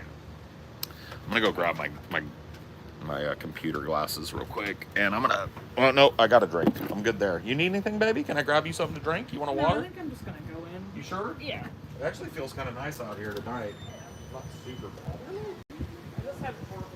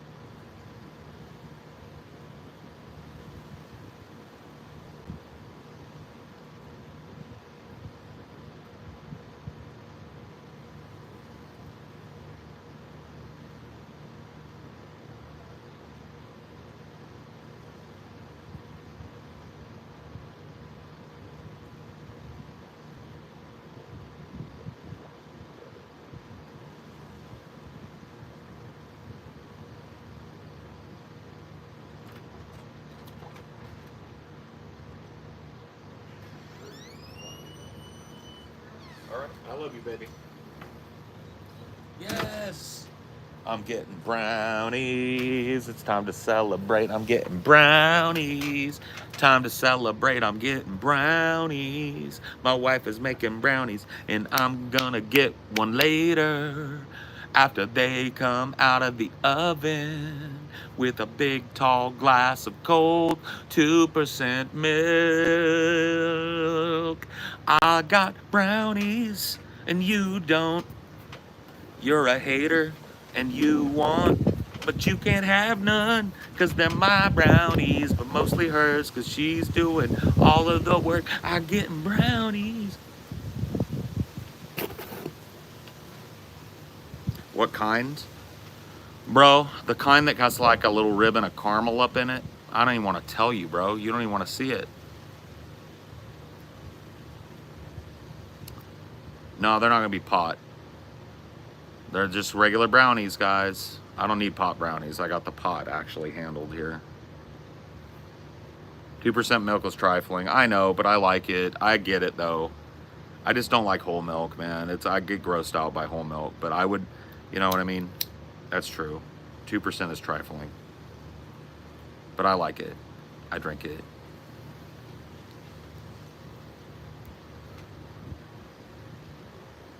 I could just make brownies too. Maybe you could and maybe you couldn't. Joke's on you, I do have brownies. Damn. Yo, what if like cookies and cream brownies? Yeah, that would be dank. You could do that. You need a scoop of vanilla ice cream. I don't really like sometimes I like my shit a la mode, but I just want a brownie and a glass of milk, man. That's what I thought about as soon as she said, I think I'm gonna make brownies when I went in there. I was like, fuck. Nice square of brownie and a glass of milk. Bro, it's like 10:30 here and it looks like 3 p.m. there. No, it's 8:30 here.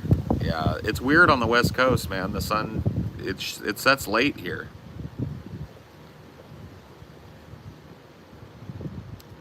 Yeah, it's 8:30 on the dot here.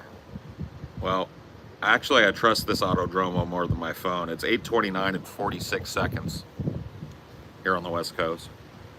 I go for a warm sugar cookie. Cool. Sun may rise in the east, at least it settles in a final location. It's understood that Hollywood sells Californication. Down, down, down, down, down. Pay your surgeon very well to break the spell of aging. Celebrity skin is what it's in. This isn't war we're waging. The firstborn unicorn. Hardcore soft porn. Dream of Californication. Is that song about the sort of California supremacy you talk about? No, it's about one of the many harsh realities of California.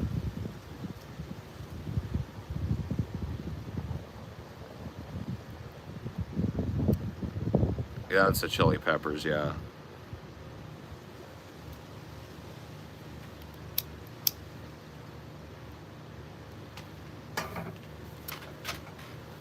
Really like the music video for that song. Yeah, I love all their videos, bro. My favorite song is probably not their most well-remembered song, but I think it's beautiful. I love Soul to Squeeze. It's actually from the Coneheads soundtrack back in the 90s. Soul to Squeeze is a beautiful song. I got a bad disease upon my man legs I bleed. Insanity, it seems. It takes away my self-destruction. Little baby getting on the floor. Want you coming back, baby, get you coming back for more. Where I go, I just don't know. I gotta take it slow. It's my favorite song of theirs. It's beautiful. My second favorite song is My Friends Are So Depressed. I'm standing standing on the brink of emptiness. If I could stand there by your side, you know I will. I love all of you. Hurt by the cold, so hard and lonely too. When you don't know yourself.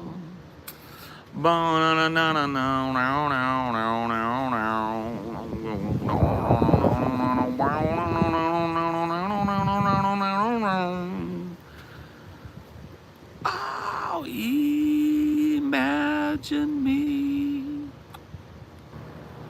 scarred by tragedy.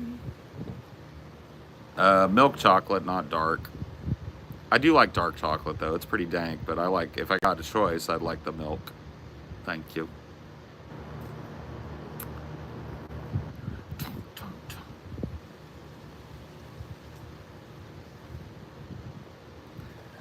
Bigfoot again?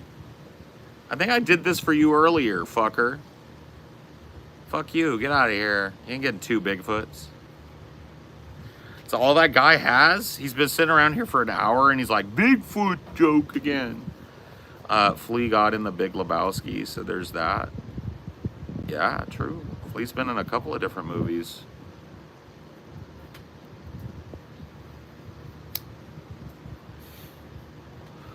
Heavy metal? Is that what I look like? Is that my aesthetic, is heavy metal? Wearing a fucking teal watch with pink buttons on it?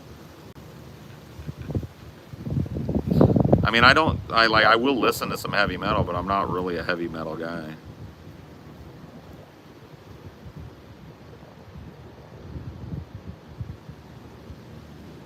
He really likes his Bigfoot, apparently. I guess so. Nah, you're a stoner to a T. Thank you. Thank you for at least, like, getting the aesthetic. I don't know how you get heavy metal off of me. You know what it is? I think I kind of look like Brian Posehn. Somebody told me that earlier, and I think it's kind of true. He kind of dresses like this and keeps this kind of countenance, but that's just his look, man. He's also a big stoner.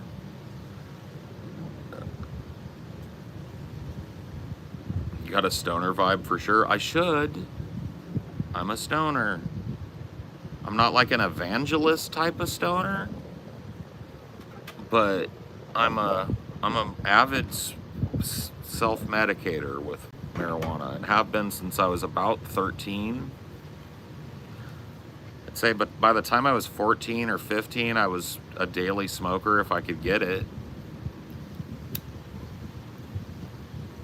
Didn't get easy to get it until I got a little older. Real knows real. Thanks. A little more put together than him, methinks. I don't know.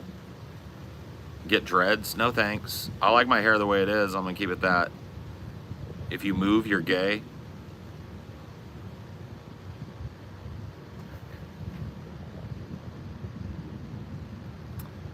Read me a classic comic book? No. 13 is middle school. How the heck could you even get it at that age? So the way that, well, I don't know if I want to burn my guy from way back in the day. We knew a guy in middle school who was a neighbor of one of my friends. I won't say which one. And he was in high school and he was dealing. And my friend would cop from him. We would throw down like our fucking saved up money from side jobs and like mowing lawns in the neighborhood and stuff. And he would go cop a bag for us. That friend's dad was chill with weed. He was a big pothead, so he was fine with us coming over there and smoking. So that's how we did it at 13.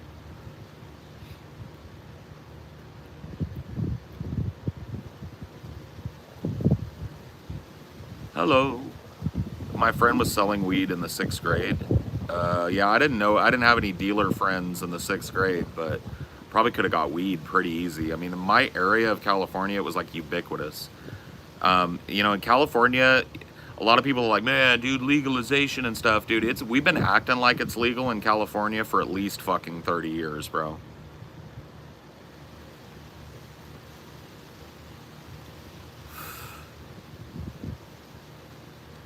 Do you ever steal cigarettes or booze? Yes, both.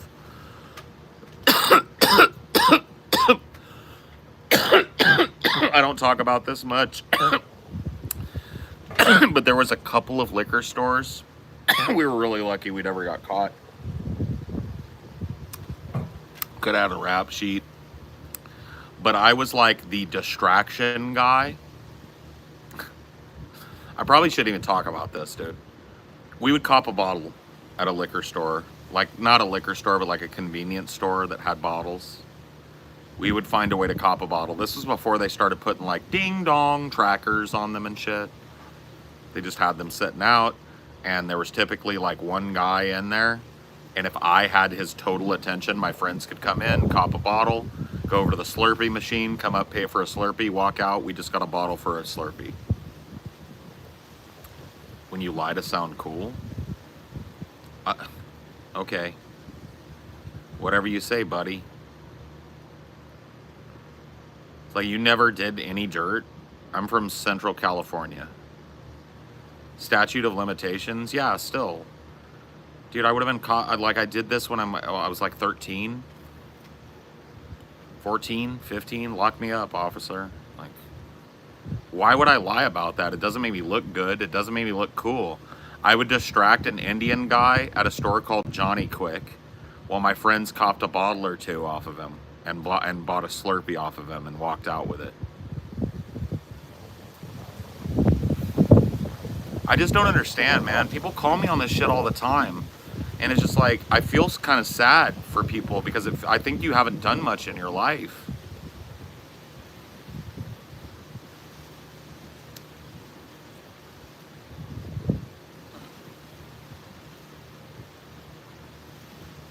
Yeah, there was an Indian dude. He owned a Johnny Quick in the middle of, that was our favorite target. But it was also the favorite target of a lot of other less fucking subtle teenagers. And so they had their eyes out. So you had to spread it around. You couldn't cop bottles every time you went in. You had to keep your fucking self not banned from that place. They never had to, you had to make sure they didn't connect that shit to you. Seems your memory recognition is pretty damn good. Well, I've spent some time, like, telling these stories over and over again. I've been a storyteller since I was a little fucking kid. And I tell stories about what happened to me for a living, at least part of my living, I guess you'd say. So yeah, anyway. Yeah, dude, our phone is getting low, bros. Our phone is getting low. This joint is getting low, although I could smoke another.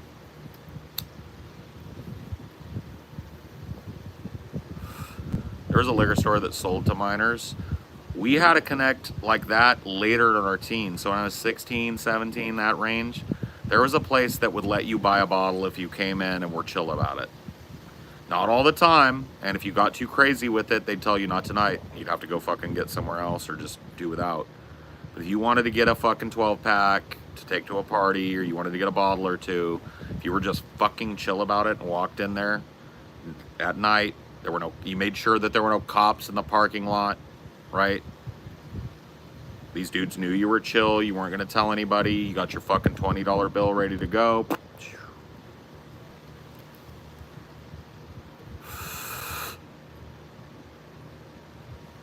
Chicago, so many bars are chill, and Birmingham Liquors was my main. They had weed too. See, people think that like this isn't like a common story amongst kids, and it makes me think that a lot of people lived a lot of sheltered lives, you know what I mean?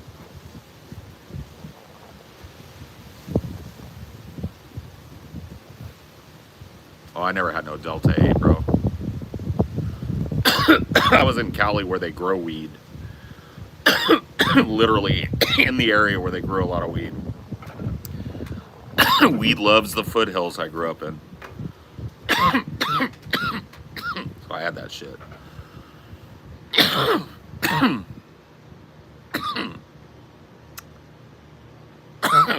Woo! Delta 8 out here doing its own thing. Yeah, I guess so. I won't ever know. I was actually born in 1980. Watching your streams recently has made me realize just how interesting my life has been. I usually find analogies in my own life to the stories you tell, and it boggles my mind that so many people disbelieve you. Well, I mean, whatever. It's their purview to disbelieve me. I could be lying. I could be like a crafty.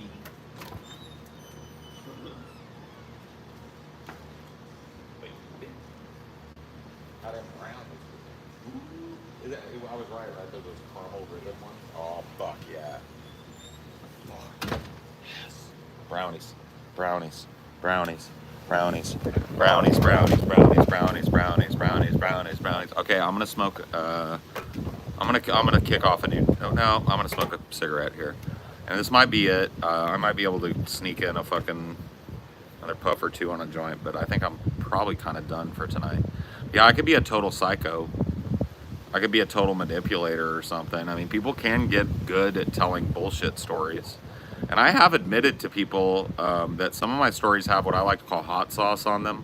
My dad told me that the key to a good story is walking the tightrope between dry recitation of fact and complete bullshit. That means you've got to spice things up a little bit, especially if it's based on a memory. But, oh.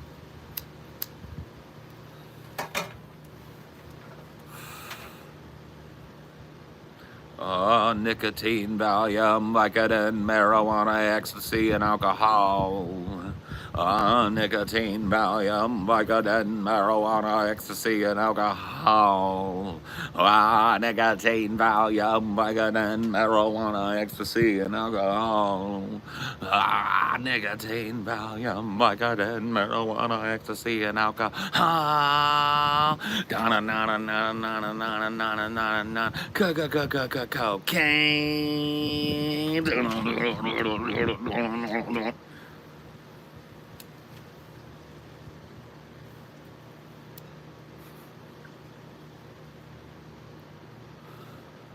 Is it normal for entertainers to spice up their stories? It's normal. Yes, it is. Embellishment is almost mandatory for good storytelling. Yes. But I don't see any value on basing a story that I would spend much time telling on an entire lie. I don't see what that would avail me of. Do you hear about the Russian nuclear sub in Cuba? Yes. Can you give an example of embellishment you tell?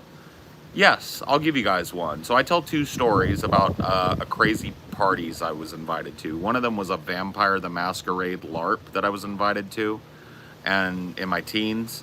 And one of them is a crazy party of like college age kids that I got invited to when I was like 17. I say and when I tell those stories, sometimes I'll tell them back to back, and I will say it was in the same mansion. So years later, I'm at the same mansion, and the LARP party happens, and I'd already been in there, and I was like, oh no, I knew something was wrong right from the jump, right? That's how I start the stories. Truth of the matter is, there were two different really nice houses that I had been invited to for parties in two totally different parts of the city. In fact, one of them was not even in the same city. It was like down the road a piece in Merced. But I don't say that in the story because it makes no sense. It does not, like, there's no connective tissue in me going, there was another big house in Merced. Like, nobody, it's cooler if it's the same house, and it makes no difference to the people who are hearing it, but it's hot sauce.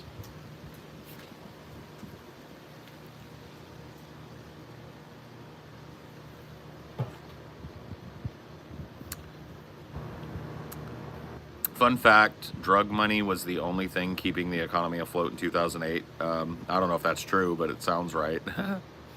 I bet it was helping.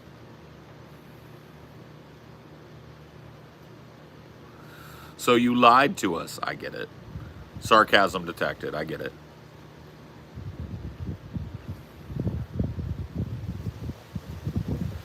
Yeah, I guess so. If you think that, if you would rather me go, one time I attended a party I thought it was a normal party, but then it turned into an S&M swing party. I left in horror. Then, at a completely different date later on, I showed up to a party at a mansion in Merced. I played Vampire, the LARP game. It was weird. If that's like, if you think the story would be better that way, what embellishment is in the story where you smacked your little sister with a burger?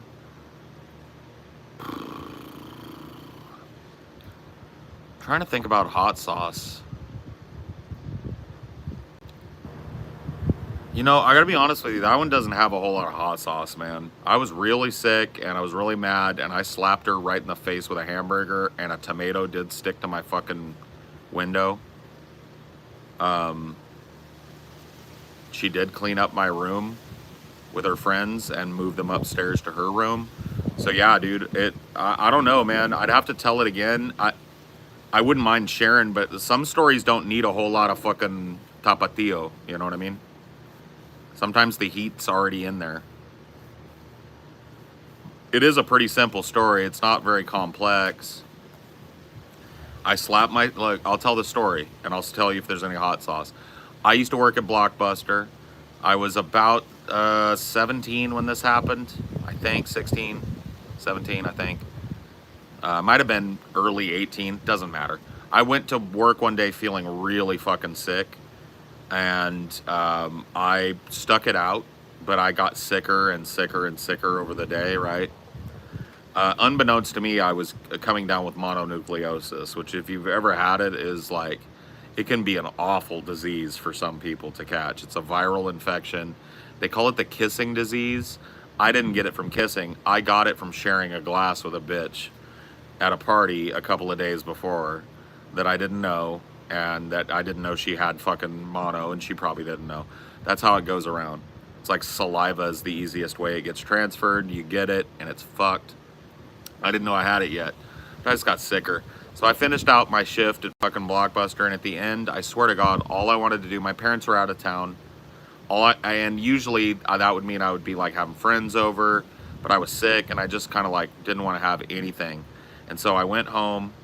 All I wanted to do was get fucking Jack in the Box. I wanted to get a jumbo Jack, fries, and a Coke. Right? And I wanted to eat that, and then I wanted to fall into my comfortable bed and pull the blanket over my head and go to sleep. Right? So I got home. It's dark in the house. I'm like, thank God. I thought my sister who lived there with me had gone out on her own or something. I open up my bedroom, and there are 3 drunk 14-year-old, 13-year-old girls in my bed. My sister and her 2 friends from school. I remember their names, I won't say it.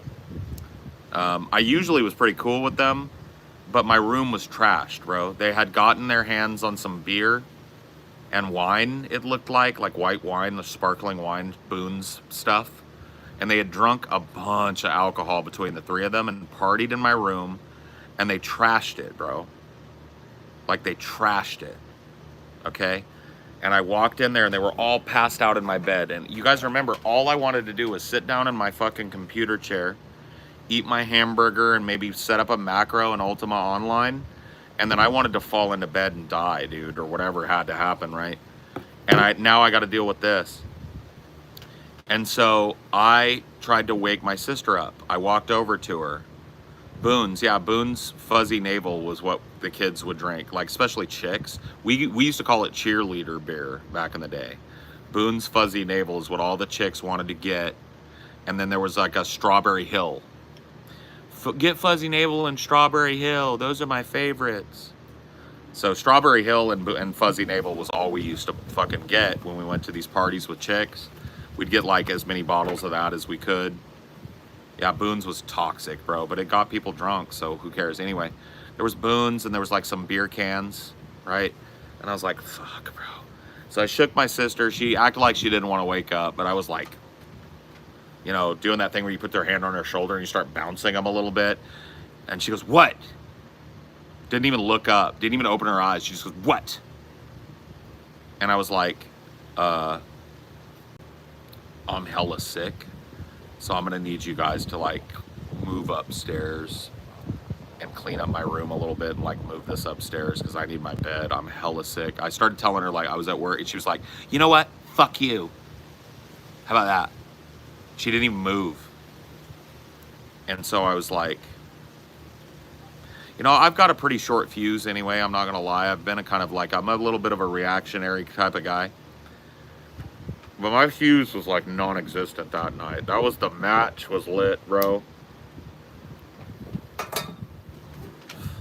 And I said, okay, let me put it to you another way. You've got 15 minutes to get these stupid bitches out of my room and clean this shit up, or I'm gonna come in here and I'm gonna drag you out of here by your hair. And then I said, I'm gonna go out in the front yard and I'm gonna sit on the grass and I'm gonna eat my fucking hamburger. By the time I'm done, you better be gone with these two stupid drunk bitches. Right? Is what I said. She just sat there with that look on her face like, right? And I walked out and I did exactly what I told her. I took my jumbo jack and my medium fry and my Coke and I sat down on the lawn, right? And I started to eat a couple fries and I took a sip of my Coke and it was very refreshing, but my throat hurt, so it was kind of hard, you know. And it was a very cool night, not a summer night like this, but a breezy like this. I was just enjoying the outside. I always have. And I'd say about like a minute into that, I hadn't even started my burger yet, right? I was unwrapping my hamburger, my jumbo jack, to eat it. And my sister comes out in her like night shirt and panties in the middle of the night. It's like 11:30 midnight or something like that, right? She's in her nightshirt and panties, and she is screaming, so making an ass in public. So she's drunk, underage, and about to have somebody call the cops out. So I'm like already like, oh fuck, here we go. And she goes, you fucking punk. She goes, you don't ever call me a bitch, motherfucker. You don't ever call me a bitch. You don't call my friends bitches. You don't get to talk to me that way. And she's drunk, so she's slurring it around. And she's doing that thing chicks do, and sometimes gay dudes, I guess, do it, where they wiggle their neck at you and they point their finger and and they get all close to touching you and shit. And she was like, you better not ever call me a bitch. And no, don't ever call me a bitch. Don't call me a bitch. Don't call me a bitch. Right? This is crusty Gap, by the way. She just got her gap fixed. She was older. And so I was fucking done. And so I looked right at her and I said, I'm sitting, remember, cross-legged, and she's standing over me. I'm sitting on the front lawn, and I looked at her and I calmly just said, you're a bitch. You're a drunk bitch, and your friends are a couple of drunk bitches. Now what happens to me? Go clean up. And she, right in the middle of that sentence, she rears back and did the same shit to me that she did when we played the game of life, but it was years later, right? I was younger then and on the game of life. She slapped me from a standing position while I was sitting there, out of nowhere, just whack, and kept talking smack, but I didn't hear it. My ear was ringing with anger. And I looked down at what I had in my hands, because I was like, you know what, dude? She's old enough now. I'm going to hit her back. And I looked at my hand, and it had that jumbo jack in it, right? And all of a sudden, it was just like I formulated a plan. She was talking shit, yelling, making up the ass, about to get the cops called, right? Talking shit. Hey, that's what you get, motherfucker. That's what you get. Right? I could barely hear it. I just reared back, right? And it just happened out perfect, right? I don't have to add a whole lot of hot sauce to this story because it just went down the one way. She was talking smack. I stood up very calmly. She kept talking smack. I reared back with my hand. The bun fell off of the burger, exposing the tomato, the mustard, the mayo, the ketchup, that gooey cheese, that greasy 90s Jack in the Box meat, right? So the top bun fell away.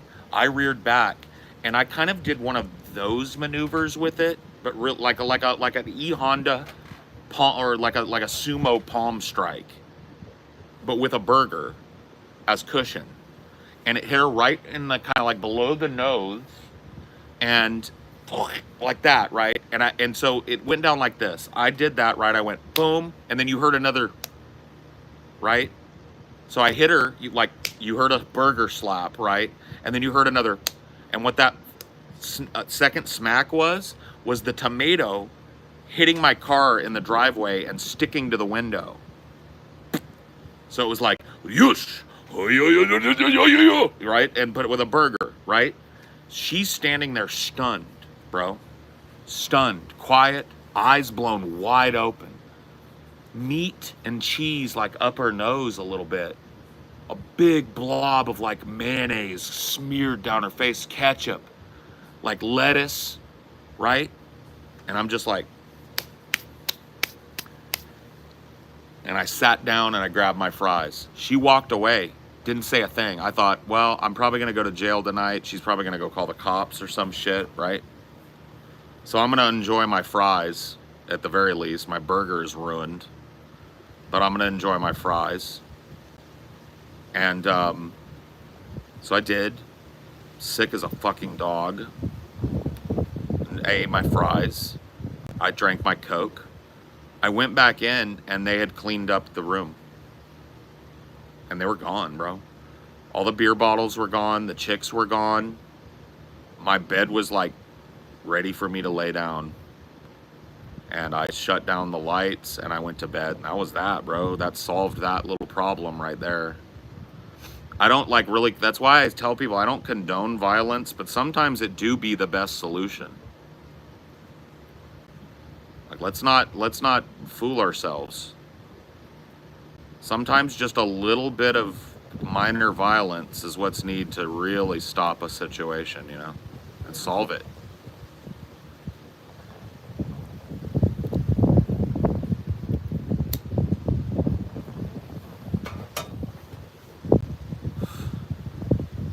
A lot of adults walk around like nobody can hit them. I know. I'm not claiming to be that guy, dude. That's one time in my life, maybe out of 2 or 3 that I've swung on somebody first.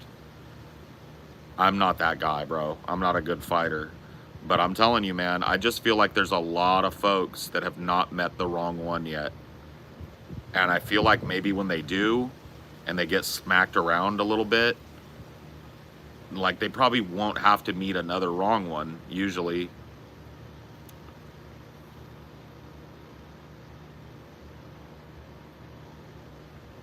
You're big, bro. You don't have to hit.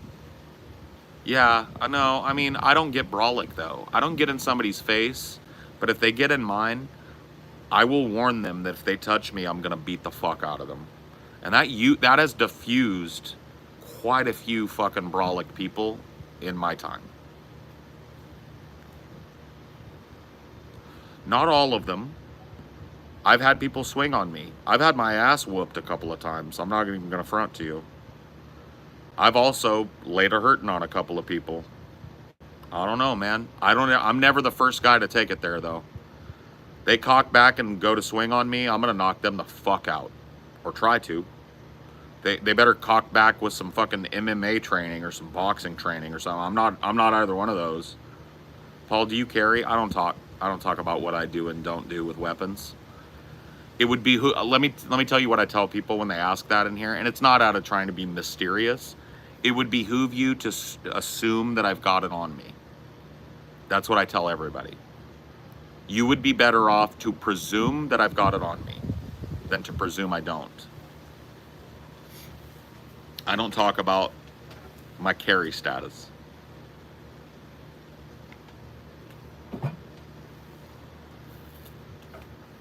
don't brag about my guns. I don't show them off on live stream. As far as you know, I don't own any guns.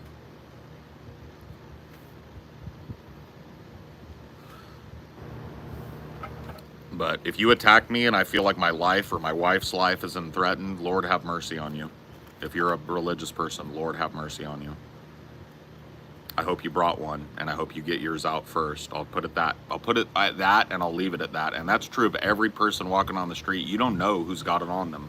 Not in America. You never know when your mouth and your brolic attitude and a little bit too much alcohol is going to buy your ass a bullet.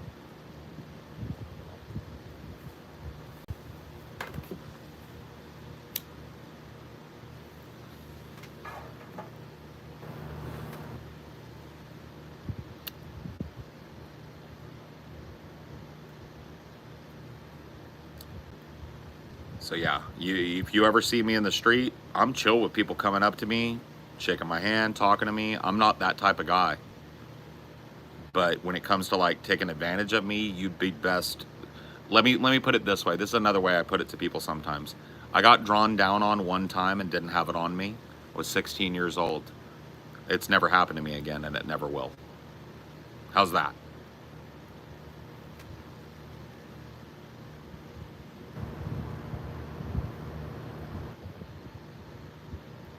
How you doing? I'm good, but I gotta go here soon. This cigarette is your timer. My phone's about to die. Say it ain't so, but I gotta go. It's a weekday, and I gotta stop blabbing outside anyway. People are going to bed. They don't want to hear my stoned ass out here in the neighborhood anyway all goddamn night. I'm not ready to go yet, though. This is your timer. Let's do that rapid Q&A. Quick questions with quick answers are now allowed. Maybe even yes, no answers. Ask what you will. The Q&A is open for everybody that's here. What's your dream pistol if you had unlimited money? I just got done telling you I don't talk about guns and I don't brag about guns. I'm not a gun nut or a gun enthusiast. Bro, you should let me take a hit off it. No. Did your parents buy your sister's car for their birthday? But not because... Yes. Can I be poor with you? Sure. Have you seen Smiling Friends? No. Who was the person that pissed you off most in life? Probably my mother, pound for pound. Can we be poor, Paul? Yeah, you can. What do you think about neo-genders? I think you can call yourself whatever you want. I got no problem. All I ask is that, you be patient with me as I learn whatever it is you want to be called. I will do my best, but I'm from the 90s. I don't know a whole lot about pronouns, but I don't think it hurts anybody. Now, if you're just on the street and I say, hey, excuse me, ma'am, and you go, it's Zimler. I'm a Zizom Zimler. I'm going to go like, fuck you, weirdo, and walk away if that's okay with you. But if I know you and you've given me commensurate respect in life and you correct me loudly, and I'll probably say, I'm so sorry, I didn't know. What would you prefer, How's that? That a fair trade?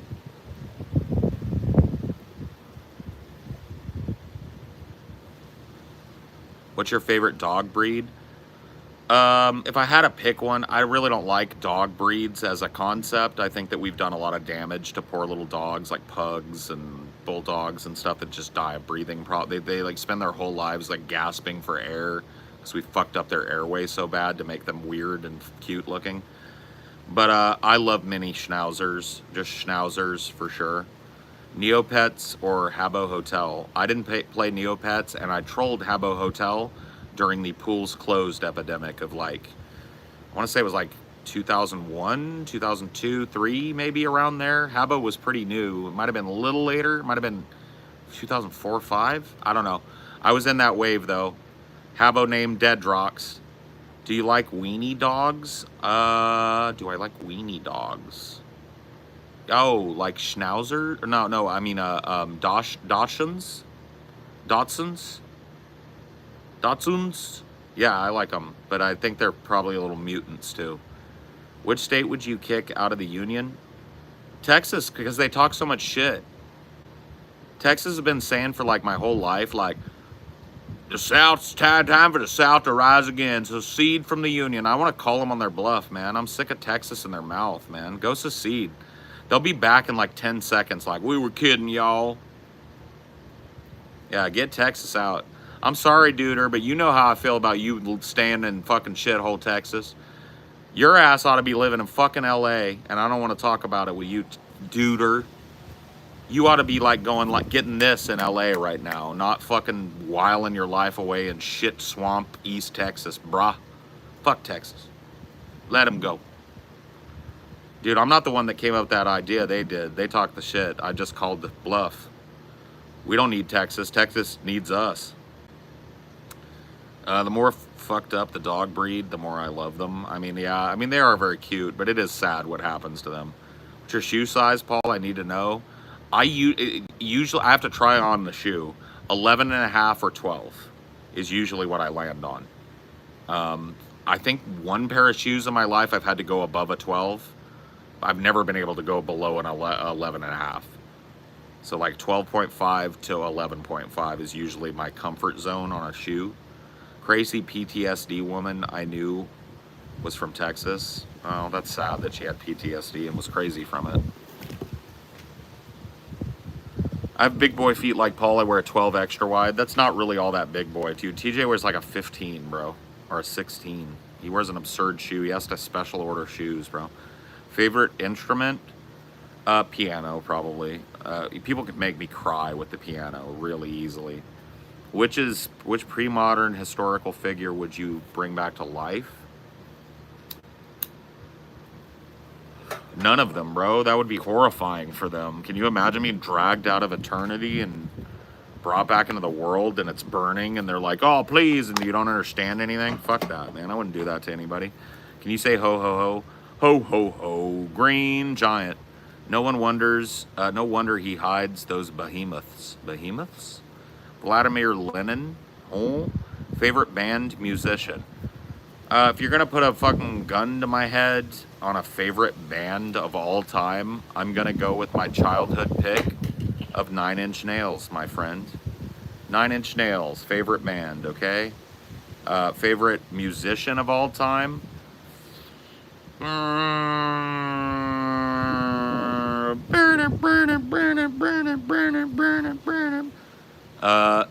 Nobuo Uematsu. Who would you erase from history? Nobody. That would fuck up the whole timeline, bro. It would behoove everyone to never put a gun to Paul's noggin. It would behoove anyone to not approach me violently in any fucking way. That's all I'll say about it. Favorite rapper? Slick Rick. MC Ricky D / Slick Rick. Is this question time with Paul? Yeah, because I'm finishing up. My phone's going to die. So I'm finishing up.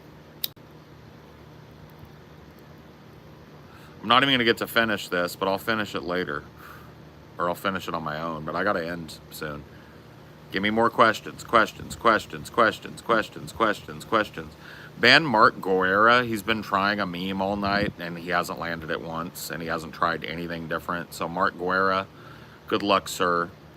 He's been trying the "Is that TJ" meme all night. And it's a subtle way of doing it, because usually people are banned for it. So he's like asking me how TJ's cat is. And he's tried it like at least 10 times tonight, and he's failed every time. And he never tried a different one, so goodbye, Mark. Go to apparel brand, don't have one. Best band musician you've seen live. They were called Dreyfuss, spelled just like Richard Dreyfuss's last name. They were an indie band that was based out of San Luis Obispo, California. I saw them live at a venue called the Slow Brew, and they blew my fucking face off, and I've never seen a live show with that much energy, ever. Are you a fan of Succession? Yes, that was a great show. Are you on the toilet? No, I'm on a fucking rocking chair made of wood. But I will be on the toilet to drop a deuce at some point, probably tomorrow morning, I would guess. Have you ever seen a UFO? Yes. Well, I told that story last. You can go look at my old broadcast. I told a UFO story back then. What movie, in your opinion, codifies how the 80s, codifies how the 80s were? If you're gonna put a bullet to my head and make me choose one, dude, this is a tough question. The 80s. Which is the most 80s film ever made? You know what? It's not a very popular film, but I'm gonna go with The Gate. If anything captures what it was like to be a kid in the 80s perfectly, it's The Gate. Okay? The Gate. Breakfast Club. Breakfast Club is another great choice. My choice is The Gate. You look like a Discord mod. You're banned. I don't believe in paranormal. Make me believe. I can't do that in fucking 5 seconds, bro. My fucking phone's about to die. Okay? The Outsiders, like it. Commando, like it. Is Paul Swayze sexy? Are you talking about Patrick Swayze? Yes, Patrick Swayze is sexy. What was the Red Hot Chili Pepper song you were singing earlier? It's called Soul to Squeeze. and I also sang My Friends. I don't know which one you liked, but those are the names of the songs.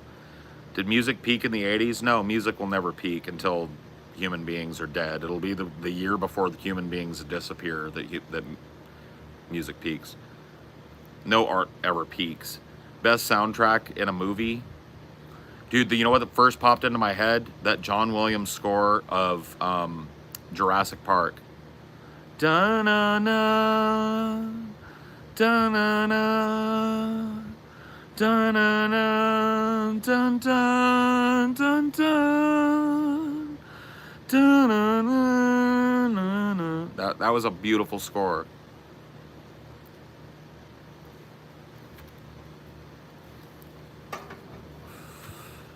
What decade would you choose to be trapped in? The 80s, probably. The 80s was dope, yo. Nothing really does the 80s justice. The 80s was diggledy dope.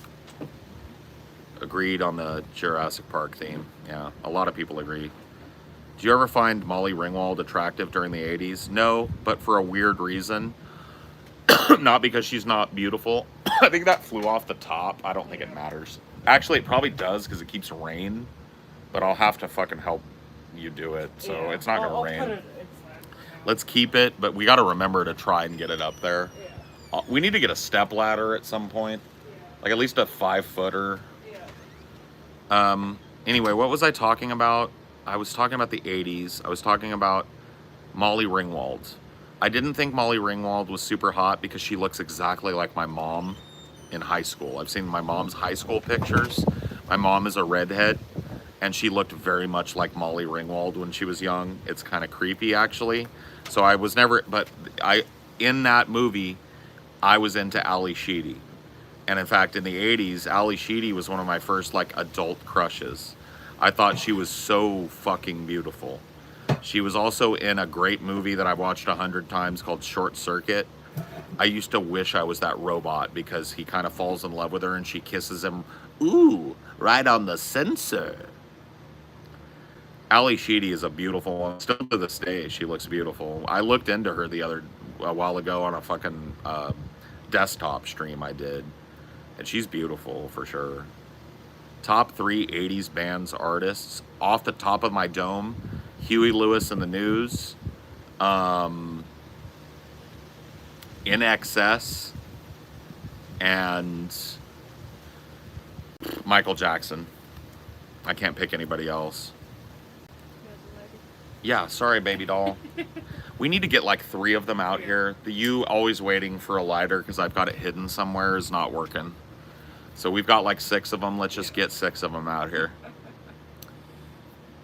Because it's not even fair. I like to mess with a lighter in my hand, and it's the only one out here, and Amelia will sit there for 15 minutes.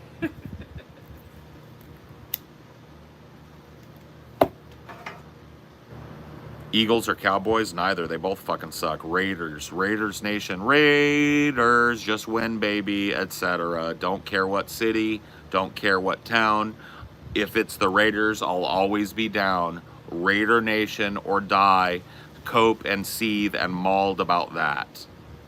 Fuck the Eagles and the Cowboys. And you know what? Fuck any team that isn't the Raiders. I hope we hack your quarterback. I hope we break his leg and get a flagrant foul. That's how we play, baby. We foul our way to victory sometimes. Just win, baby. So, like, mauled, cope, seethe. You a hat guy? I do like beanies in the winter, but not really. I don't wear hats a whole lot. I'm gonna let my hair be my hat guy. Go Saints. Boo. The swampy Saints. The salty Saints. I don't even care about, like, did you not hear what I said? I don't care what city. I don't care what town. If it's the Raiders, I'll always be down. You think I care?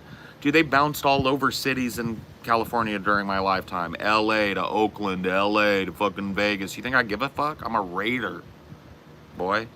They could move to the moon and I'd be a fan of them. And with that, I'm gonna let you go because I got about 3%. It's time to go. So long and thanks for all the fish. I'll see you next